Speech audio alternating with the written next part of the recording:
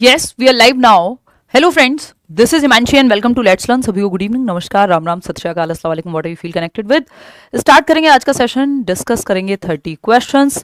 और जैसा कि आपको पता ही है, ये CDP फुल मार्क्स सीरीज है जिसका सेशन 2 है। ये इस फुल मार्क्स का मतलब ये 30 आउट ऑफ 30 ऑन 30 आप लेकर के आएंगे CDP में, CTET में, चाहे आप पेपर 2 के लिए जा रहे हो, पेपर 1 के लिए जा रहे हो। प्रीवियस ईयर कितने करने हैं, नए क्वेश्चंस कितने करने हैं, दोनों का मिक्सचर करना है, ये सब की चिंता आपको इस सीरीज पे छोड़ देनी है, मुझ पर छोड़ देनी है।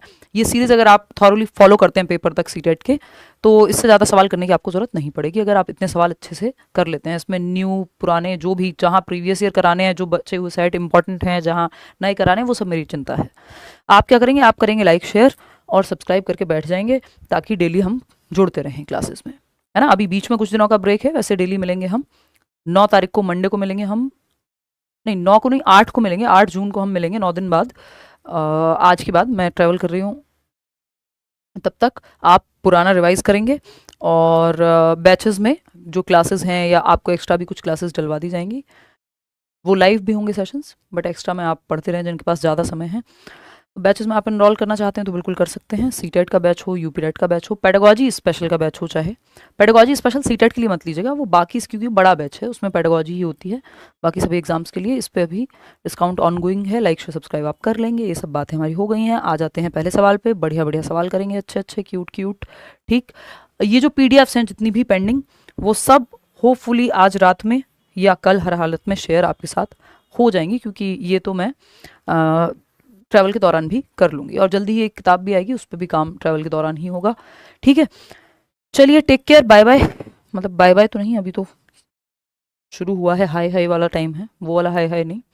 क्वेश्चन नंबर 1 देखिएगा और जवाब दीजिएगा। Contents which require an extension और modification of existing cognitive structures take dash time for learning and are retained for dash duration. मतलब क्या है, जिन विषय वस्तुओं को मौजूदा संज्ञानात्मक संरचनाओं के विस्तार या संशोधन की आवश्यकता होती है, यानी जिस कंटेंट को आप as it is just fit नहीं करेंगे, आपको अपने एग्जिस्टिंग स्कीमा को, अपने एग्जिस्टिंग कॉग्निटिव स्ट्रक्चर को, अपने वर्तमान संज्ञानात्मक संरचना या स्कीमा, जो भी वर्तमान मौजूदा जानकारी है, उसमें परिवर्तन करना पड़ेगा, मॉडिफिकेशन करना पड़ेगा, है ना।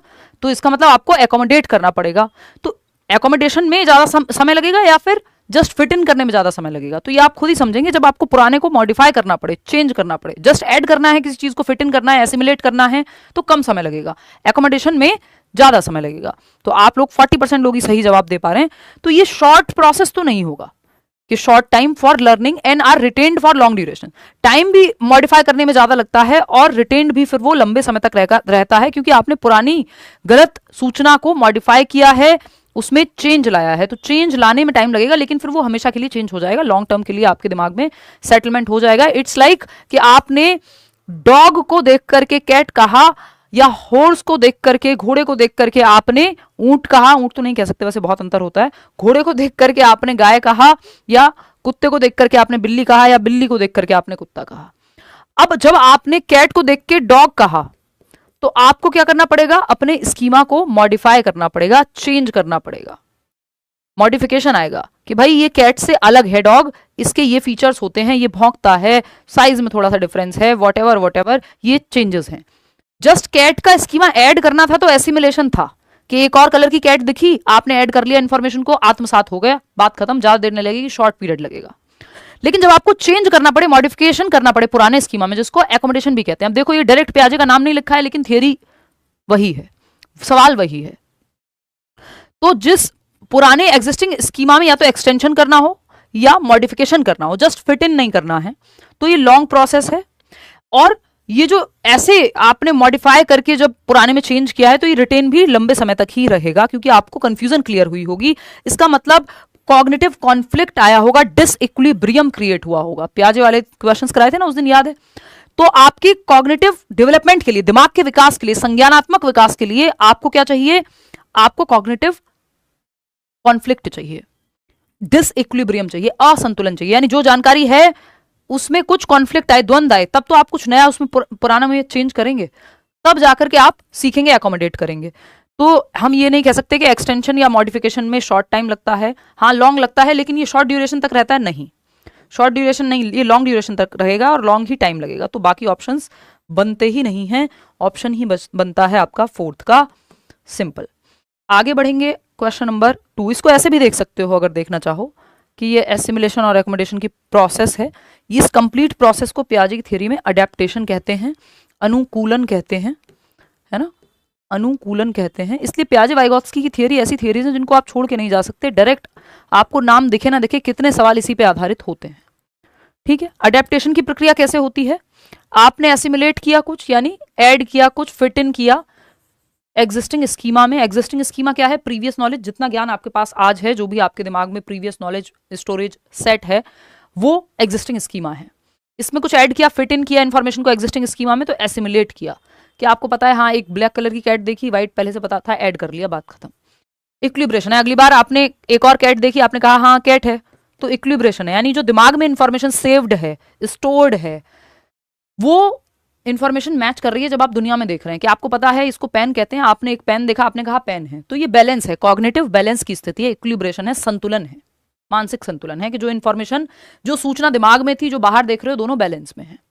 अब नई सिचुएशन आएगी, अब आप कैट तो दिख गई, लेकिन इस बार डॉग दिखेगा और कोई कहेगा भाई ये कैट नहीं है, तो इसका मतलब डिसइक्विलिब्रियम होगा, असंतुलन होगा, मैच नहीं होगी इंफॉर्मेशन जो दिमाग में है, बैलेंस नहीं होगा, कॉग्निटिव कॉन्फ्लिक्ट क्रिएट हो जाएगा। अच्छा ये कैट नहीं है, इसके भी 4 पैर हैं, इसकी भी एक पूंछ है, ये तो कैट होनी चाहिए थी, फिर क्या है ये, तो इसका मतलब डिसइक्विलिब्रियम क्रिएट हो गया, कंफ्यूजन क्रिएट हो गई टॉपिक में।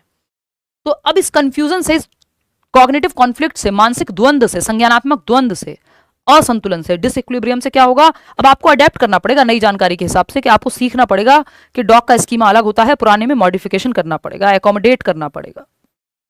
तो ये अपने आप में लंबी प्रक्रिया है, एसिमुलेट करना इजी है, शॉर्ट प्रोसेस थी, ये पूरी प्रक्रिया एकोमोडेशन की अपने आप में लॉन्ग प्रोसेस है, और ये लंबे समय तक फिर आप दिमाग में आपकी स्कीमा सेट रहेगा क्योंकि आपने मॉडिफाई किया था पुरानी इंफॉर्मेशन को। इतनी बात क्लियर है। क्वेश्चन नंबर 2 देखिएगा, ये क्या कहता है, कथन है the purpose of administering intelligence tests and extended observation should be to compare children in specific domains and abilities. यानी जो पर्पस है बुद्धि परीक्षणों का और विस्तारित अवलोकन, यानी एक्सटेंडेड ऑब्जर्वेशन का, कि आप बुद्धि परीक्षण ले रहे हैं और ऑब्जर्व कर रहे हैं बच्चे को, व्यक्ति को, जिसका भी आप बुद्धि परीक्षण ले रहे हैं, इसका जो उद्देश्य है बच्चों की विशिष्ट आयाम और क्षमताओं में तुलना करना होता है। इंटेलिजेंस टेस्ट इसलिए ले रहे हैं ताकि बच्चों को कंपेयर कर सकें या बच्चों को आपस में कंपेयर कर सकें, ये गलत पर्पस है। इंटेलिजेंस टेस्ट ले रहे हैं बच्चे की एबिलिटीज, उसका एप्टीट्यूड, उसका इंटरेस्ट, किस लेवल पे उसका दिमाग फंक्शन करता है, वो क्या अच्छा कर सकता है, क्या उसकी स्ट्रेंथ्स हो सकती हैं, कहाँ उसको गाइड किया जा सकता है, इन सब के लिए, ना कि बच्चों को आपस में कंपेयर करने के लिए। कंपैरिजन होता है बट ये पर्पस नहीं है इंटेलिजेंस टेस्ट का, ये उद्देश्य नहीं हो सकता, है ना, तो ये बात सही नहीं हो सकती, ये गलत है, फॉल्स है। 60% लोग सही जवाब दे रहे हैं इसमें। रीजन क्या है इसका, intelligence is an इनेट ability and can not be nurtured. ये भी गलत है कि बुद्धिमत्ता या बुद्धि एक जन्मजात क्षमता है और इसे पोषित नहीं किया जा सकता, बढ़ा नहीं सकते, ये कहना गलत है। आपके गार्डनर कह रहे हैं कई प्रकार की बुद्धि है। दूसरा, एक इंक्रीमेंटल और एंटिटी व्यू होता है इंटेलिजेंस का, कि हम क्षमता को बढ़ा सकते हैं, ये इंक्रीमेंटल व्यू है, टीचर को यही मानना चाहिए। एंटिटी व्यू क्या है, एंटिटी मतलब फिक्स्ड है इंटेलिजेंस, इसको बढ़ा नहीं सकते, ये कहना गलत होगा। हम मॉडर्न डे में ऐसा नहीं मानते कि भाई आईक्यू फिक्स हो गया या इंटेलिजेंस फिक्स हो गया तो हम बढ़ा नहीं सकते। इंक्रीमेंटल है इंटेलिजेंस, आप चीजें, आपका एनवायरनमेंट, मेथड्स सिखाने के, नर्चरिंग, फैमिली, 50 तरह की चीजें हैं जिनके बेसिस पे आप अपनी क्षमता को बढ़ा सकते हैं, ट्रेनिंग लेकर के, सीख करके, है ना। तो इंक्रीमेंटल है, ना कि एंटिटी। एंटिटी होता है फिक्स्ड व्यू। एक सवाल इस पे आता ही है हर बार, बस लैंग्वेज चेंज हो जाती है, तो इसको फिक्स्ड नहीं मानना है, डायनेमिक मानना है इंटेलिजेंस को, या इंक्रीमेंटल है, क्षमता को बढ़ाया जा सकता है, हम चीजें सीखते रह सकते हैं, बुद्धि को विकसित कर सकते हैं। चीजें आप क्यों समझ रहे हैं, ये सब क्यों पढ़ रहे हैं आप, क्योंकि क्षमता को बढ़ाया जा सकता है। अगर सब कुछ फिक्स ही होता पहले से तो फिर तो आप सीख ही नहीं पाते कुछ। भाई कैसे सेम टॉपिक आपको किसी टीचर से समझ में आ जा रहा है, किसी से नहीं आ रहा है, या खुद से पढ़ रहे हैं तो नहीं आ रहा है, टीचर की मदद से आ जा रहा है समझ में, तो इसका मतलब इंटेलिजेंस या बुद्धि की जो क्षमता है वो इंक्रीमेंटल हुई। तो ये दोनों ही बातें गलत हैं, इसलिए both A and R false. इसका रीजन अपने आप में, स्टेटमेंट भी गलत है और ये बात भी गलत है, तो थर्ड ऑप्शन सही हो गया। आगे बढ़ेंगे, मुझे खुशी है कि आप लोग सही जवाब दे रहे हैं। क्वेश्चन नंबर 3 देखिएगा, ये भी अच्छा सवाल है। The kind of assessment in which a students scores are compared with the average performance of other students is called. यानी वह आकलन जो किसी विद्यार्थी के प्राप्त अंकों को students scores are compared with अन्य विद्यार्थियों के औसत प्रदर्शन से, average performance of other students is called. यानी आपका जो स्कोर आ रहा है इसको अदर बच्चों के स्कोर्स के साथ कंपेयर किया जाएगा और फिर क्या बनेगी, एक मेरिट बनेगी। समझ गए क्या है ये? गलत जवाब दे रहे हो बहुत खुशी खुशी, 39-41% लोग गलत जवाब दे रहे हैं। ये क्राइटेरिया रेफरेंस्ड नहीं है, क्राइटेरिया रेफरेंस्ड है सीटेट। किसी का किसी से कंपैरिजन नहीं है, बस 90 मार्क्स चाहिए आपको, 60% ले आओ 150 का, आपका पेपर क्लियर है। ये क्राइटेरिया सेट हुआ है, 33% नंबर ले आओ पास हो जाओगे बोर्ड्स में। क्राइटेरिया सेट है, क्राइटेरियन रेफरेंस है। यहां पे कह रहे हैं एक बच्चे के स्कोर को दूसरे बच्चों के स्कोर से, उनकी एवरेज परफॉर्मेंस से कंपेयर करना है। ये टाइप्स देखो, अब ये मत कहना इंटेलिजेंस में तो हम कह रहे थे कि इंटेलिजेंस को कंपेयर मत करो, वो अलग चीज है। इंटेलिजेंस टेस्ट का पर्पस ये नहीं हो सकता कि बच्चों को आपस में कंपेयर करना, लेकिन जब हम टेस्ट ले रहे हैं और हमें कुछ लोगों को सेलेक्ट करना है तो ये अलग प्रतियोगी परीक्षा की बात हो रही है, इंटेलिजेंस की बात नहीं हो रही है। तो यहां पे ये नॉर्म रेफरेंस टेस्ट कहलाता है। जैसे आपका DSSB का पेपर हो गया, दिल्ली सबऑर्डिनेट सर्विसेज सिलेक्शन का, PRT में आप देखते हैं मेरिट जाती है 160, है ना? क्यों? क्योंकि जो बाकी से कंपैरिजन में जो ऊपर होगा मेरिट में उसको नौकरी मिलेगी, सबको नहीं दे सकते। तो सीटेट का सर्टिफिकेट दे सकते हैं, उसमें कोई दिक्कत नहीं है, उसमें कंपैरिजन नहीं है, उसको क्राइटेरियन रेफरेंस कह रहे हैं। या केंद्रीय विद्यालय का एग्जाम हो गया, नवोदय विद्यालय का एग्जाम हो गया, इवन यूपी में सुपर टेट का एग्जाम हो गया, जहां भी नौकरी मिल रही है जनरली वहां पे नॉर्म रेफरेंस टेस्ट लागू है, क्योंकि एक मेरिट बन रही है। टॉपर कौन होगा? तो टॉपर किस बेसिस पे है कि बाकी के 1 लाख लोग हैं जिन्होंने ये एग्जाम दिया है, उसमें ये सबसे ज्यादा रैंक लेकर के आया है, तब टॉपर कहलाया है ना, रिलेटिवली। नहीं तो सिर्फ क्राइटेरिया पास करना हो, जैसे सीटेट में एक्चुअल में टॉपर शब्द यूज नहीं कर सकते आप, कोई टॉपर है ही नहीं। 143 नंबर भी अनुराग ले आए, चाहे सचिन ले आए 141, अनुष्का ले आए 140, लेकिन एक्चुअल में टॉपर नहीं कह सकते आप। क्यों? क्योंकि टॉपर का मतलब हो गया कि किसी के कंपैरिजन में कहीं कोई रैंकिंग है, रैंकिंग है ही नहीं, क्राइटेरिया मापदंड में कोई रैंकिंग होती ही नहीं है। ये नॉर्म रेफरेंस्ड टेस्ट की बात है, जहां पे रैंकिंग है, जहां मेरिट बन रही है जिस पेपर में, वो नॉर्म रेफरेंस्ड है। जहां एक क्राइटेरिया बेसिक फुलफिल करना है वो क्राइटेरियन रेफरेंस्ड है। जैसे सीटेट या यूपीटेट क्राइटेरियन रेफरेंस्ड है। ये 2 ही प्रकार हम मुख्य रूप से पढ़ते हैं, ये सब फालतू बातें हैं। नॉर्म और क्राइटेरियन रेफरेंस्ड ये किसमें आते हैं? स्टैंडर्डाइज्ड, यानी मानकीकृत परीक्षण का पार्ट है। ये मानकीकृत परीक्षणों में हम क्राइटेरियन रेफरेंस पढ़ते हैं और नॉर्म रेफरेंस पढ़ते हैं। जहां क्राइटेरिया मीट करना हो वहां क्राइटेरियन, नहीं तो नॉर्म। जहां मेरिट बनेगी, दूसरों से कंपैरिजन होगा आपके स्कोर का, चाहे वो यूपीएससी हो, वो क्राइटेरियन रेफरेंस हो गया। मेरिट बन रही है तो नॉर्म रेफरेंस हो गया, सॉरी। देखो एक बार क्वेश्चन नंबर 4 क्या है, असर्शन क्या है, ये थोड़ा हल्का सवाल, फिर भी आप इसमें क्योंकि लेंदी है। All girls are hard working and sincere while boys are intelligent and dominating. सभी लड़कियां मेहनती और ईमानदार होती हैं, जबकि लड़के जो है बुद्धिमान और रौबदार होते हैं, डोमिनेटिंग होते हैं। अगर आप ये मानते हैं तो आप थोड़े से गधे तो हैं, है ना? मजाक में कह रही हूं, मतलब क्या है, आप थोड़े से स्टीरियोटाइप का शिकार हो चुके हैं, है ना? ये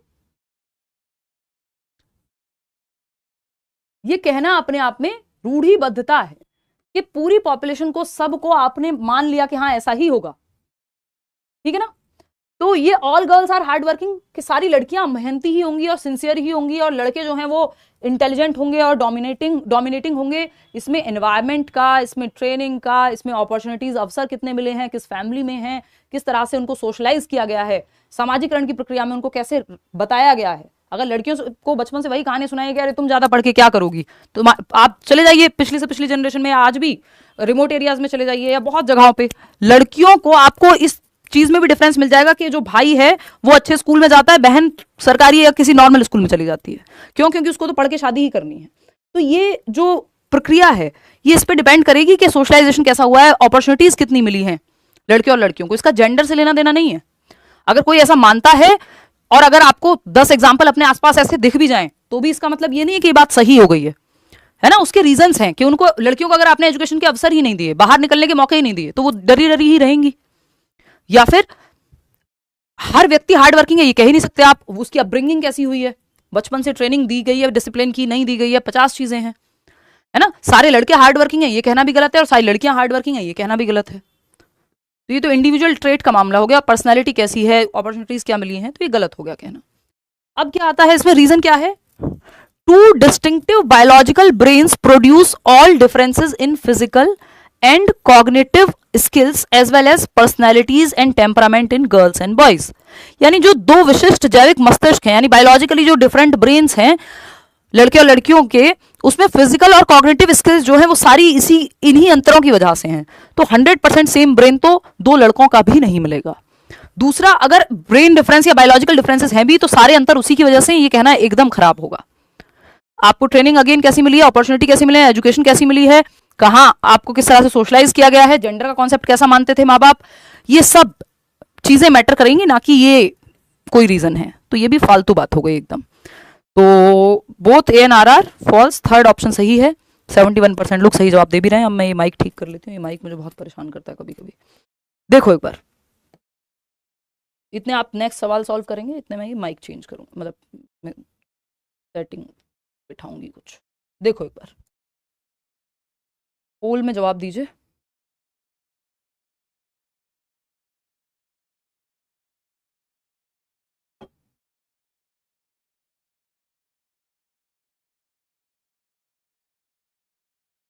सिक्सटी 67% लोग कह रहे हैं थर्ड ऑप्शन। बहुत बढ़िया, सही जवाब दे रहे हैं आप। और ये मत सोचिएगा कि जो हमसे सॉल्व हो जा रहा है वो सवाल पेपर में नहीं आएगा, ये एक अपने आप में गलत धारणा है ना। आसान, मुश्किल, मॉडरेट सब तरह के सवाल पेपर में आते हैं और हर टॉपिक से आते हैं।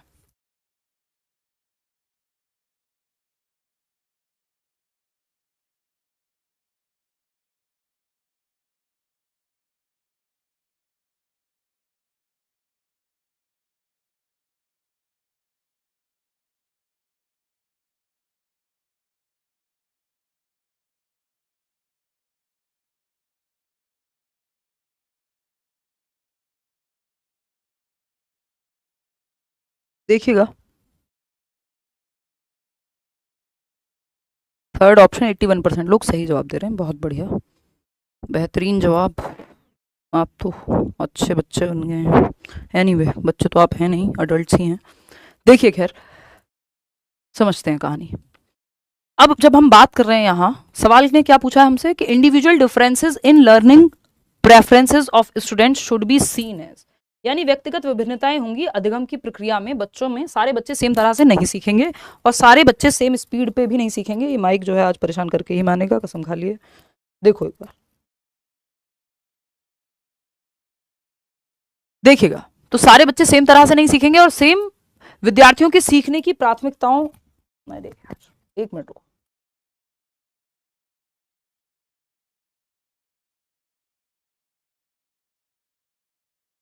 जेटेट और इसमें काफी सिमिलरिटी है सिलेबस में, तो ये क्वेश्चंस भी आप अटेम्प्ट कर सकते हो। आप JTET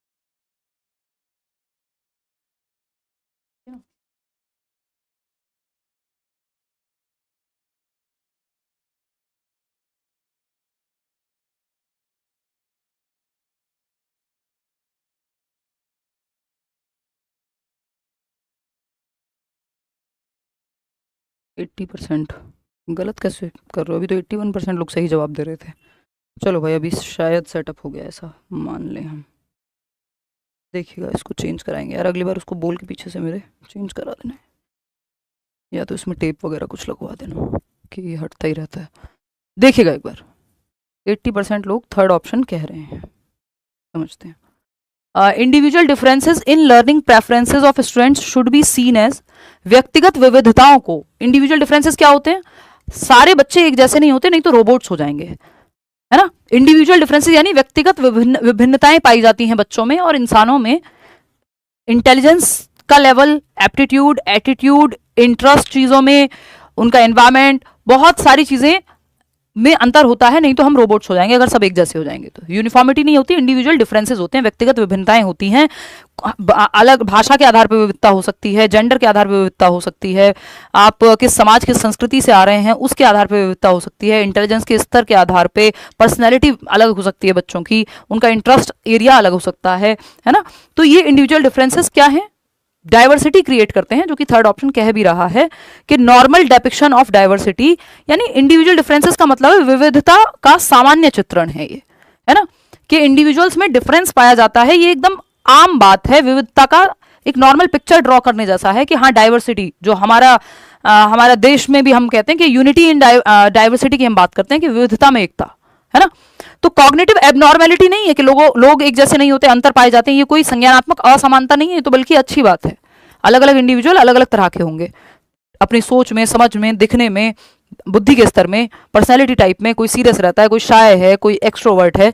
developmental deficits among some children, नहीं ऐसा नहीं कि ये कुछ विकासात्मक कमियां हैं, जी नहीं। Abnormal parameter of their differing IQ levels, ये कोई एबनॉर्मल पैरामीटर नहीं है आईक्यू के डिफरेंसेस का मतलब, और आईक्यू 60% पॉपुलेशन में लगभग सेम ही है, एवरेज ही है। तो third option is the right answer. और आईक्यू सब कुछ भी नहीं है, तो इसलिए ये भी ध्यान रखना है। क्वेश्चन नंबर 6 देखिएगा, ये भी एक अच्छा सवाल है, इसको आप सॉल्व करेंगे। Which of the following statements about classroom assessment are correct, यानी कक्षा आकलन के संबंध में कौन सी बात सही है। तो 4 स्टेटमेंट दिए हुए हैं, लेंदी सवाल है। Assessments should influence the students cognitive processes while they study, यानी आकलन को छात्रों की अध्ययन करते समय संज्ञानात्मक प्रक्रियाओं को प्रभावित करना चाहिए।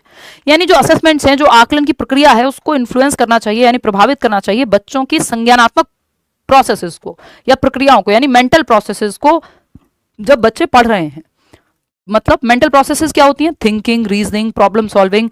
तो जब आकलन हो रहा हो तो बच्चे सोचने पे मजबूर हों, रिफ्लेक्ट करें, चिंतन मनन करें, एक्टिव हों, कॉग्निटिवली दिमाग से एक्टिव हों। असेसमेंट का ये काम होना चाहिए, ये तो अच्छी बात है, इसमें क्या बुरी बात है, बच्चा एक्टिव रहेगा। असेसमेंट फॉर लर्निंग होता है इसलिए कि इंप्रूवमेंट कैसे होनी है, कहाँ कमी रह गई, कैसे और हम पूरी प्रोसेस को बेहतर बना सकते हैं। तो ये तो बेहतर बात है, इसमें गलत क्या है कि आकलन छात्रों के अध्ययन करते समय संज्ञानात्मक प्रक्रियाओं को एक्टिवेट करे या प्रभावित करे। ठीक है। सेकंड है assessments should serve as learning experiences in themselves. आकलन जो है वो अपने आप में एक लर्निंग एक्सपीरियंस है, यानी बच्चे सीख भी रहे हैं और उनका आकलन भी हो रहा है। जैसे कोई प्रोजेक्ट दे दिया आपने, क्विज दे दी, आप जैसे पोल में जवाब दे रहे हैं, तो ये अपने आप में एक एक्सपीरियंस है कि आप क्लास भी ले रहे हैं, समझ भी रहे हैं, आकलन भी हो रहा है साथ साथ। तो ये तो अच्छी बात है, ये दोनों सही हैं। Assessments should create fear and stress among students to get them to learn. डर या तनाव का माहौल पैदा करना ये टेस्ट का या आकलन का या पेपर का उद्देश्य नहीं होना चाहिए, ये गलत है। Assessments should be standardised and norm referenced. ऐसा नहीं है कि सिर्फ स्टैंडर्डाइज्ड और नॉर्म रेफरेंस ही होने चाहिए, कई बार आपको नॉन स्टैंडर्डाइज तरीके या टीचर मेड टेस्ट भी लेने होते हैं, क्राइटेरियन टेस्ट भी लेने होते हैं। डिपेंड करेगा क्या एक्टिविटी है और नीड क्या है पेपर की, या किस पर्पस के लिए लिया जा रहा है। तो आपकी क्विजेस भी हैं, ओलंपियाड्स भी हैं, एक्टिविटीज भी हैं, डिस्कशन भी है, डिबेट भी है, सब तरीके हैं। आकलन के 50 तरीके हैं, है ना, चाहे वो रेटिंग स्केल हो, चाहे वो आपका चेकलिस्ट हो। तो एक ही तरीका थोड़ी कि बस नॉर्म रेफरेंस बोर्ड के पेपर ही करा दो या स्टैंडर्डाइज टेस्ट ही होगा हमेशा। क्लास टेस्ट भी तो है, टीचर में टेस्ट भी तो हो रहा है, तो ये भी गलत हो गया। तो थर्ड फोर्थ को हटा दो आप, थर्ड फोर्थ हट गए तो फर्स्ट सेकंड ही बचे, जो कि पहले ऑप्शन में ही है। आप लोग सही जवाब दे रहे हैं, 78% लोग स्मार्ट हैं, आप आगे बढ़ेंगे, फर्स्ट ऑप्शन ठीक है। डर क्रिएट करना पर्पस थोड़ी आकलन का। क्वेश्चन नंबर 7 देखिएगा, ये क्या कहता है?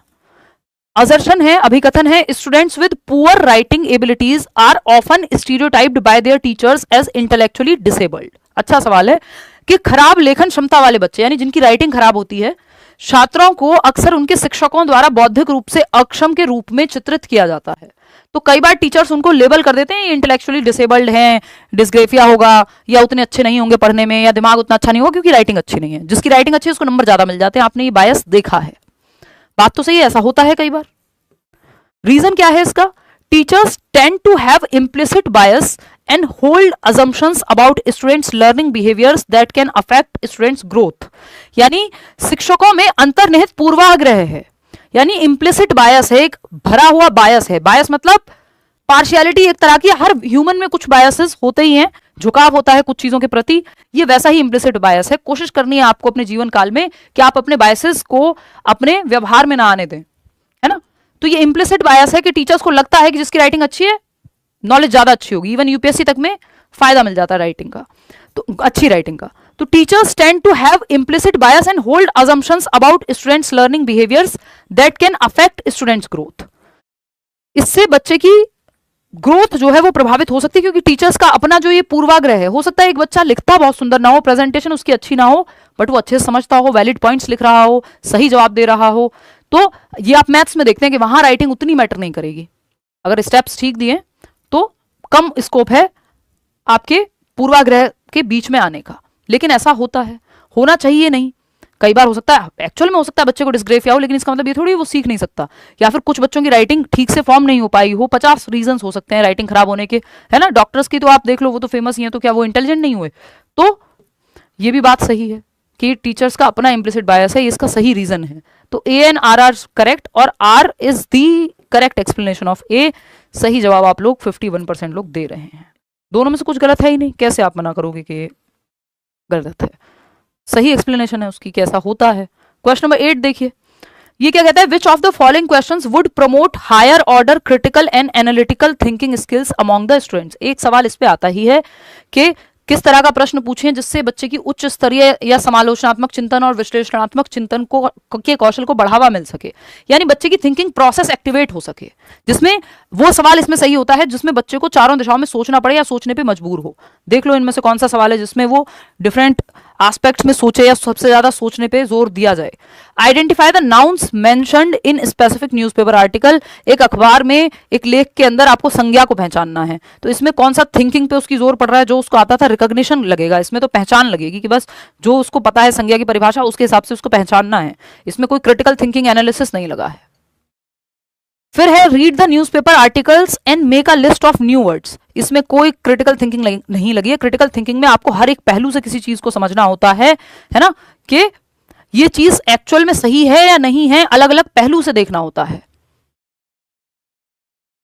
कि एथिकल है या नहीं है। एथिकल एंड एथिकल में आपको एनालिटिकल थिंकिंग लगेगी, आपको हर पहलू से क्रिटिकल थिंकिंग लगेगी, हर पहलू से देखना है किसी चीज को। Read the newspaper article and think of a suitable title. अखबार का लेख पढ़ें और एक उपयुक्त शीर्षक के बारे में सोचें। इसमें ठीक है आपकी इमेजिनेशन स्किल लगेगी, है ना, आप स्किमिंग करेंगे, लेकिन क्रिटिकल थिंकिंग इसमें उतनी इस्तेमाल में आती हुई नहीं नजर आ रही कि किसी चीज के हर पहलू को, फैक्ट को, ओपिनियन को देखना हो। यहां पे समराइज करने की एबिलिटी आपकी लग रही है, तो कुछ हद तक आपकी कॉग्निटिव एबिलिटीज यूज हो रही है, बट बहुत हायर ऑर्डर थिंकिंग नहीं लग रही है यहां भी। Identify the assumptions underlying two newspaper articles depicting the same event. भाई एक ही घटना को दर्शाने वाले दो अखबारों के लेखों में निहित मान्यताओं की पहचान करें। सेम न्यूज है, दो अलग न्यूज़पेपर में अलग तरह से उसको दर्शाया गया है। एक ही बात गलत भी हो सकती है और सही भी हो सकती है, तो ये डिपिक्शन में आपको क्रिटिकल थिंकिंग लगेगी, आपको हर पहलू से देखना पड़ेगा किसी चीज को, जो कि फोर्थ ऑप्शन में यहां हो रहा है। आगे बढ़ेंगे, क्वेश्चन नंबर 9 देखिएगा, ये क्या कहता है, which of the following is not a way to promote diversity in the classroom. Diversity यानी इंडिविजुअल डिफरेंसेस होंगे, अलग अलग तरह के बच्चे होंगे, अलग अलग भाषाएं बोलने वाले बच्चे होंगे, अलग रंग के बच्चे होंगे, अलग जेंडर के बच्चे होंगे, अलग क्षमताओं के बच्चे होंगे, अलग अलग इंटरेस्ट, एज, एप्टीट्यूड, एटीट्यूड वाले बच्चे एक क्लास में होंगे। तो कौन सा तरीका है जो विविधता को बढ़ावा नहीं देता है? हमें विविधता को बढ़ावा देना है, लेकिन ये कह रहा है कि बढ़ावा नहीं देता है, तो आपको गलत ऑप्शन ढूंढना है, वही सही होगा क्योंकि पूछा ही गलत है। तो encouraging students to express their unique identities and cultures, ये तो बढ़ावा देगा, पॉजिटिव है, हमें तो नेगेटिव ऑप्शन चाहिए कि विद्यार्थियों को उनकी अनूठी पहचान और संस्कृति को व्यक्त करने के लिए प्रोत्साहित करना अच्छी बात है, इससे तो बढ़ावा मिलेगा विविधता को। ये कह रहा है बढ़ावा नहीं देता है। Adapting behaviour based on stereotyping students according to their backgrounds and cultures, हाँ, इससे डाइवर्सिटी को बढ़ावा नहीं मिलेगा। फिर आप एक ही जाति का ग्रुप बना देंगे या एक ही तरह के फेवरेटिज्म चला देंगे क्लास में, तो विद्यार्थियों की पृष्ठभूमि और संस्कृतियों के आधार पर पूर्वाग्रह के अनुकूल व्यवहार करना, ये डाइवर्सिटी को बढ़ावा नहीं देता। अगर आप अपनी स्टीरियोटाइप के बेसिस पे कि ये वाला रंग का बच्चा, गोरा बच्चा मुझे पसंद है, काले रंग का बच्चा मुझे पसंद नहीं है, तो ये आप अगर क्लास में करने लगे तो आप डाइवर्सिटी को प्रमोट नहीं कर रहे हैं, आप बाधित कर रहे हैं, है ना। फिर आप एक तरह से बहुत ही गलत कर रहे हैं क्लासरूम में। थर्ड ऑप्शन क्या है, providing opportunities for students to interact with individuals from different backgrounds and cultures, कि ऐसे अवसर देना बच्चों को कि वो अलग अलग कल्चर, अलग अलग संस्कृतियों के और पृष्ठभूमि के लोगों से बात करें, कि एक किसान से भी बात करने का मौका मिले, एक डॉक्टर से भी बात करने का मौका मिले, आप एक खेत भी दिखाने ले जा रहे हैं कि कैसे फसल उगती है, और आप एक हॉस्पिटल विजिट भी ले जा रहे हैं बच्चे को, तो अलग अलग जगहें वो एक्सप्लोर करें कि दुनिया में बहुत कुछ एग्जिस्ट करता है, डाइवर्सिटी है। तो ये बात तो सही है, हमें तो गलत चाहिए थी जो कि सेकंड है। Incorporating a variety of perspectives and experiences in the curriculum, अलग अलग तरह के अनुभव या विभिन्न दृष्टिकोणों को अपनी पाठ्यक्रम में, पाठ्यचर्या में शामिल करना। देखो अगर पूछा होता कौन सा सही तरीका है डाइवर्सिटी प्रमोट करने का, तो ये तीनों तरीके बहुत अच्छे हैं, लेकिन ये जो नेगेटिव वाला है इसको आप भूल जाते।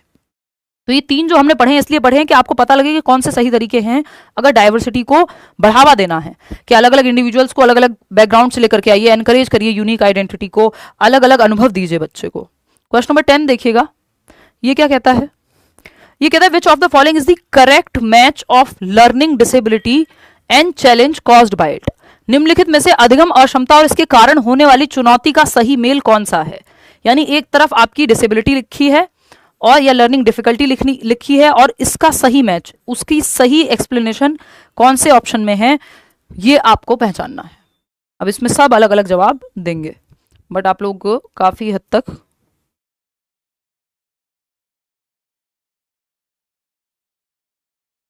41% लोग जो है, 38% लोग फर्स्ट कह रहे हैं। चलिए देख लेते हैं। Dysgraphia impacts fine motor skills and spelling, इस पे हमारी चर्चा हुई थी, ये ठीक हो सकता है, आएंगे अभी बाकी ऑप्शंस पढ़ के, अभी इसको मार्क करके रख लेते हैं। Dyslexia impacts ability to learn numbers and arithmetic operations, ये अर्थमेटिक यानी संख्याओं और अंकगणितीय संक्रियाओं को सीखने की क्षमता में जो प्रॉब्लम है, मैथमेटिक्स की प्रॉब्लम, डिसकैलकुलिया कहलाएगी, ना कि डिसलेक्सिया। डिसलेक्सिया क्या है? पठन संबंधी विकार है, तो ये तो इसके बारे में सही नहीं है, तो ये तो हट गया। डिस्प्रैक्सिया मोटर स्किल्स की प्रॉब्लम होती है, चलने फिरने में, पेन पकड़ने में, टाई लगाने में, इन सब में दिक्कत होती है बच्चे को, तो ठीक से देखने व सुनने बोल पाने की बात, ये डिस्फेजिया बोलते हैं उसको। Ability to see hear and talk properly, C में तो फिर विजुअली चैलेंज है बच्चा, तो ये तो है ही नहीं डिस्प्रेक्सिया के बारे में, इसमें तो मोटर स्किल्स में प्रॉब्लम होती है डिस्प्रेक्सिया में। डिसकैलकुलिया में मैथमेटिक्स वाला होगा, ये जो यहां दिया हुआ था। इंपैक्ट एबिलिटी टू रीड, ये डिसलेक्सिया वाला इन्होंने यहां दिया हुआ है, और डिसकैलकुलिया वाला यहां दिया हुआ है, तो एक ही ऑप्शन सही है यहां। फिर वो कौन सा है? First option, dysgraphia impacts fine motor skills and spelling. Dyspraxia में भी फाइन मोटर स्किल्स इंपैक्ट होती हैं, लेकिन ओवरऑल मोटर स्किल्स मतलब चलना फिरना, दौड़ना, भागना या लिखना पढ़ना, फाइन ग्रॉस और फाइन मोटर स्किल्स, तो डिस्प्रेक्सिया में भी होती हैं, डिस्ग्रेफिया में भी होती हैं, कि जो फाइन मोटर स्किल्स हैं वो इंपैक्ट होती हैं, तो बच्चे की ग्रिप नहीं बन पाती है ना। और ये कुछ सेशंस पहले किया भी था। और स्पेलिंग में भी प्रॉब्लम आती है, लिखने में, वर्तनी में प्रॉब्लम आती है, आप इवन राइटिंग भी ऐसी होती है, कई बार आप पहचान नहीं पाएंगे, इलेजिबल है, यानी पढ़ने योग्य भी नहीं होती कई बार जो राइटिंग है आपकी डिसग्रेफिया वाले बच्चे की। बात सही है या नहीं है? सही बताओ आप। आगे चलें नेक्स्ट क्वेश्चन पे। ये माइक, हाँ चलिएगा, खैर आगे बढ़ेंगे। तो फर्स्ट ऑप्शन ही यहाँ सही है। क्वेश्चन नंबर 11 देखिएगा, students struggling with autism show ease at. Autistic बच्चा जो है, या जो बच्चा ऑटिज्म से या स्वालीनता से जूझ रहा है, उसको किस चीज में आसानी होती है? एक चीज है जो जनरली पेपर में बार बार पूछी जाती है कि भाई ऑटिस्टिक बच्चा इस चीज के साथ कंफर्टेबल है, या ये ईज है उसके लिए, आसान है, या इस चीज के साथ कंफर्टेबल होता है। 40% लोग जो है गलत जवाब दे रहे हैं। ऑटिस्टिक बच्चा, ध्यान रखिएगा, कि कभी भी आई कांटेक्ट में कंफर्टेबल नहीं होगा। इवन ऑटिस्टिक बच्चे आई कांटेक्ट नहीं करते, है ना, वो कहीं और देख के ही बात कर रहे होते हैं या नीचे देख के बात कर रहे होते हैं। तो बातचीत के दौरान आंखों का संपर्क स्थापित करने में ईज नहीं होती, डिसईज है वो, या प्रॉब्लम है, डिस्कंफर्ट है। फैमिलियर एंड प्रिडिक्टेबल रूटीन्स, ये बात एकदम सही है। सेकेंड ऑप्शन, 47% लोग सही जवाब अब दे रहे हैं। परिचित और पूर्वानुमेय दिनचर्या का पालन करने में, कि जो ऑटिस्टिक बच्चा है उसके लिए रूटीन इंपॉर्टेंट है, प्रिडिक्टेबल रूटीन हो, फैमिलियर एनवायरनमेंट हो, रोज रोज उसका एनवायरनमेंट मत बदलो, है ना, रोज रोज उसके टीचर को मत बदलो, या रोज रोज अलग अलग लोग, अगर ज्यादा नए एनवायरनमेंट में आप उसको लेके जाओगे या रूटीन्स चेंज करोगे तो उसके लिए दिक्कत होती है। इवन उसके रूम का आपने, अगर मान लीजिए बेड कहीं और है, तो आप हर रोज उसका बेड, कुर्सी, टेबल चेंज करते रहते हो, तो बच्चे को दिक्कत होगी। नॉर्मल केस में होती है, जिनको ऑटिज्म नहीं है, तो ऑटिस्टिक बच्चे को तो और ज्यादा दिक्कत होती है, अगर उसका रूटीन या इवन रूम की सेटिंग भी बहुत ज्यादा चेंज होती है अगर जल्दी जल्दी। तो ये क्योंकि स्टीरियोटिपिकल बिहेवियर होता है, इसमें सेम चीज रिपीट करते हैं बच्चे, बहुत बार सेम चीजें बोलते हैं, है ना, रेपिटेटिव एक्शंस होते हैं, कम्युनिकेशन में प्रॉब्लम होती है, आई कांटेक्ट नहीं कर पाते हैं।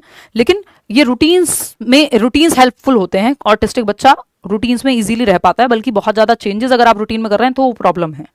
रैपिड ट्रांजिशंस बिटवीन एक्टिविटीज, ये बिल्कुल भी नहीं होना चाहिए ऑटिस्टिक बच्चे के लिए, तो ये बहुत ही खराब चीज है कि आप तेजी से बदलाव कर रहे हैं गतिविधियों में। वो ADHD वाले के लिए एक बार को चल जाएगा, क्योंकि वो बहुत देर तक एक चीज पर टेंशन नहीं टिका के रखता। कम्युनिकेशन विद स्ट्रेंजर्स, नहीं, कम्युनिकेशन में तो बच्चे को प्रॉब्लम ही है, और फैमिलियर हो तो फिर भी ठीक है, स्ट्रेंजर्स में तो और दिक्कत है। तो सेकंड ऑप्शन ही है जहां पे वो ईज फील करेगा बच्चा।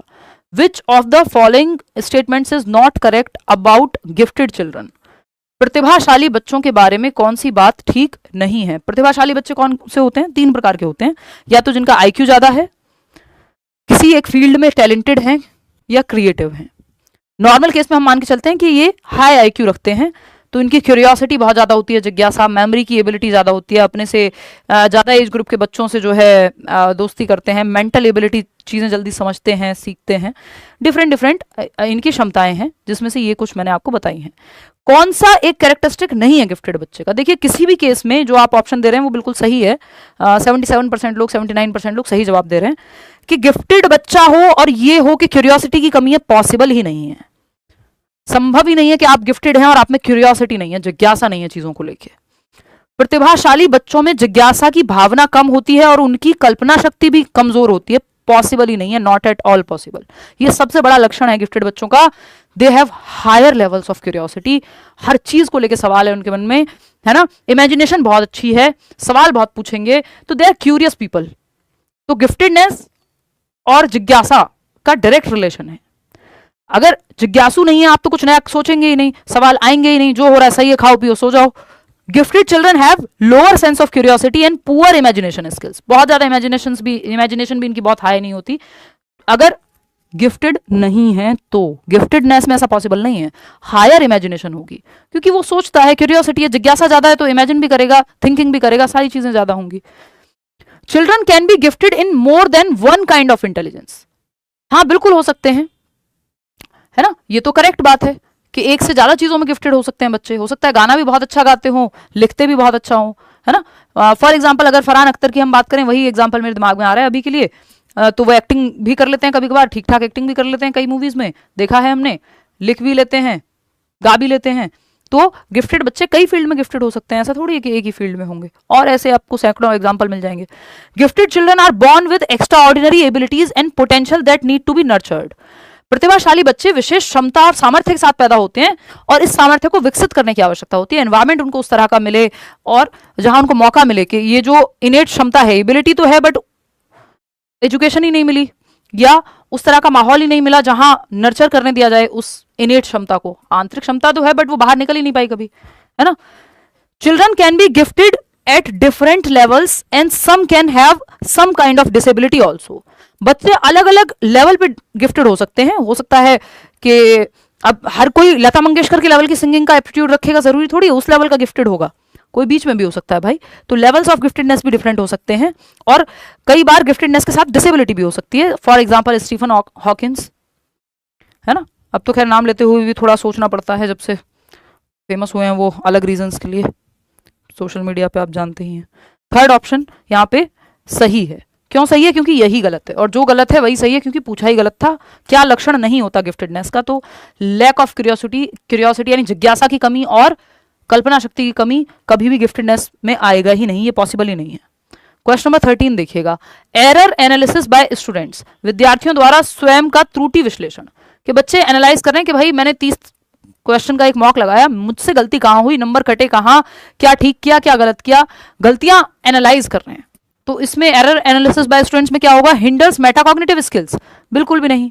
एरर एनालिसिस में तो मेटाकॉग्निटिव स्किल्स, परासंज्ञानात्मक क्षमताएं लगेंगी कि आप रिव्यू कर पाए, रिफ्लेक्ट कर पाए, प्लान कर पाए, देख पाए, अपनी गलतियों को एनालिसिस कर पाए, तो ये तो गलत हो जाएगा। Is a futile activity in process of learning, बिल्कुल भी नहीं है। अगर आप अपनी गलतियां ही नहीं पकड़ पा रहे हैं तो फिर तो सीखेंगे कहां से आप? जो एरर्स पकड़ ही नहीं पाएगा वो कैसे ठीक करेगा उनको? तो ये तो फ्यूटाइल तो नहीं है, ये खराब या ऐसी फालतू का एफर्ट तो नहीं है। Supports students in retaining there learning, ये हेल्पफुल बात है कि आपकी लर्निंग को रिटेन करने में, बनाए रखने में, मजबूत करने में हेल्पफुल होता है जब आप एरर्स का एनालाइज करते हैं कि कहां गलती हुई थी, उससे आपने सीख लिया, अब हमेशा के लिए वो ठीक हो गई। फोर्थ ऑप्शन है creates further gaps in students understanding, विद्यार्थियों की समझ में और अधिक फासला पैदा कर देते हैं। नहीं भाई, गलती के एनालिसिस से गैप जहां था वो कम हो जाएगा, ऐसा नहीं है कि गैप बढ़ जाएगा एरर एनालिसिस से, वो तो बल्कि आपको पकड़ में आएगा कि आपकी लर्निंग में गैप कहां रह गया था जिसकी वजह से गलती हुई। डायग्नोज कर रहे हैं आप एरर एनालिसिस के थ्रू। क्वेश्चन नंबर 14 देखिएगा, विच of the following statements is correct regarding declarative knowledge and procedural knowledge. ये इंग्लिश पेडागोजी में भी आता है, ये सीडीपी में भी सवाल आता है। घोषणात्मक ज्ञान हिंदी पेडागोजी में भी आ जाएगा, और प्रक्रियात्मक ज्ञान में संबंध क्या है उसके लिए सही ऑप्शन आपको देख करके बताना है। फटाफट बताइए।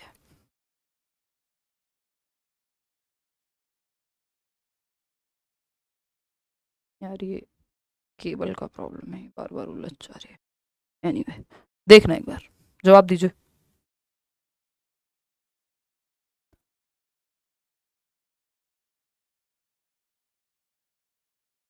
देखिए थर्ड ऑप्शन आप लोग कह रहे हैं 39% लोग। चलिए देखते हैं। देखिए मैं वैसे ही आपको बता दूं, प्रोसीजरल नॉलेज होती है प्रोसीजर का ज्ञान। भाई ऑपरेशन कैसे करना है इसके लिए प्रोसीजरल नॉलेज चाहिए आपको। इसमें तो डिक्लेरेटिव भी चाहिए बट प्रोसीजरल के बिना तो बिल्कुल नहीं कर पाओगे। प्रोसीजरल नॉलेज, साइकिल कैसे चलाते हैं, साइकिल चलाना आता है आपको, या स्विमिंग करना आता है, this is procedural knowledge. Process पता है आपको स्टेप बाय स्टेप कि कैसे होती है कोई चीज, हाउ टू डू समथिंग, है ना, हाउ टू डू समथिंग या हाउ समथिंग हैपन्स। ये प्रोसीजरल नॉलेज है, प्रक्रियात्मक ज्ञान है कि प्रक्रिया कैसे होती है, स्विमिंग की प्रक्रिया कैसे वर्क करती है, आपको स्विमिंग करना आता है, इसका मतलब आपको प्रोसीजरल नॉलेज है। साइकिल चलानी आती है, प्रोसीजरल नॉलेज है, कैसे करनी है कोई चीज। डिक्लेरेटिव नॉलेज क्या है, ये घोषणात्मक ज्ञान है कि आपको साइकिल कैसे चलाते हैं इसके स्टेप्स पता है, चलाई कभी नहीं है, आपको पता है ये करना होता है वो करना होता है, पढ़ लिया आपने सारे स्टेप। स्विमिंग में क्या स्टेप्स फॉलो होते हैं आपको पता है, परिभाषा में आप एक्सप्लेन कर देंगे, लिख के आना हो कहीं कि स्विमिंग में क्या स्टेप्स होते हैं आप लिख के आ जाएंगे, करके नहीं देखिए कभी, तो इसका मतलब प्रोसीजरल नॉलेज नहीं है, डिक्लेरेटिव नॉलेज है। परिभाषाएं सारी बताएं, एक्चुअल में कुछ नहीं करा है, बस ज्ञानी बाबा बन गए। ठीक, तो डिक्लेरेटिव नॉलेज क्या है, घोषणात्मक ज्ञान। घोषणात्मक ज्ञान यानी इसमें आपकी डेफिनेशंस या जो थियोरी पार्ट है वो आता है। दोनों, ऐसा नहीं है कि ये ज्ञान नहीं है, नॉलेज तो ये भी है, declarative knowledge is also knowledge, लेकिन प्रोसीजरल नॉलेज पे हम फोकस ज्यादा करते हैं क्योंकि प्रोसीजर्स अगर पता होंगे तो चीजें कैसे होती हैं, तभी तो हम कहते हैं हमारे यहाँ इतने नंबर ऑफ ग्रेजुएट्स हैं, पीएचडी वाले फिर पियोन का फॉर्म भरते हैं, क्योंकि डिक्लेरेटिव नॉलेज बहुत है, प्रोसीजरल की कमी है, एक्चुअल में स्किल्स की कमी है। तो वो कोई भी स्किल है उसमें प्रोसीजरल नॉलेज लगती है। तो declarative knowledge is also known as analytical knowledge. हमें क्या पता, देखेंगे। Procedural knowledge is generally process oriented in nature, हाँ ये बात हमें सही लग रही है, इसकी संभावना ज्यादा सही होने की। फिर भी देखते हैं, procedural knowledge tells the factual knowledge about something. अरे सरकार ये तो गलत है, हमसे गलत पूछा था सही पूछा था, कौन सा संबंध सही है अभी देखेंगे।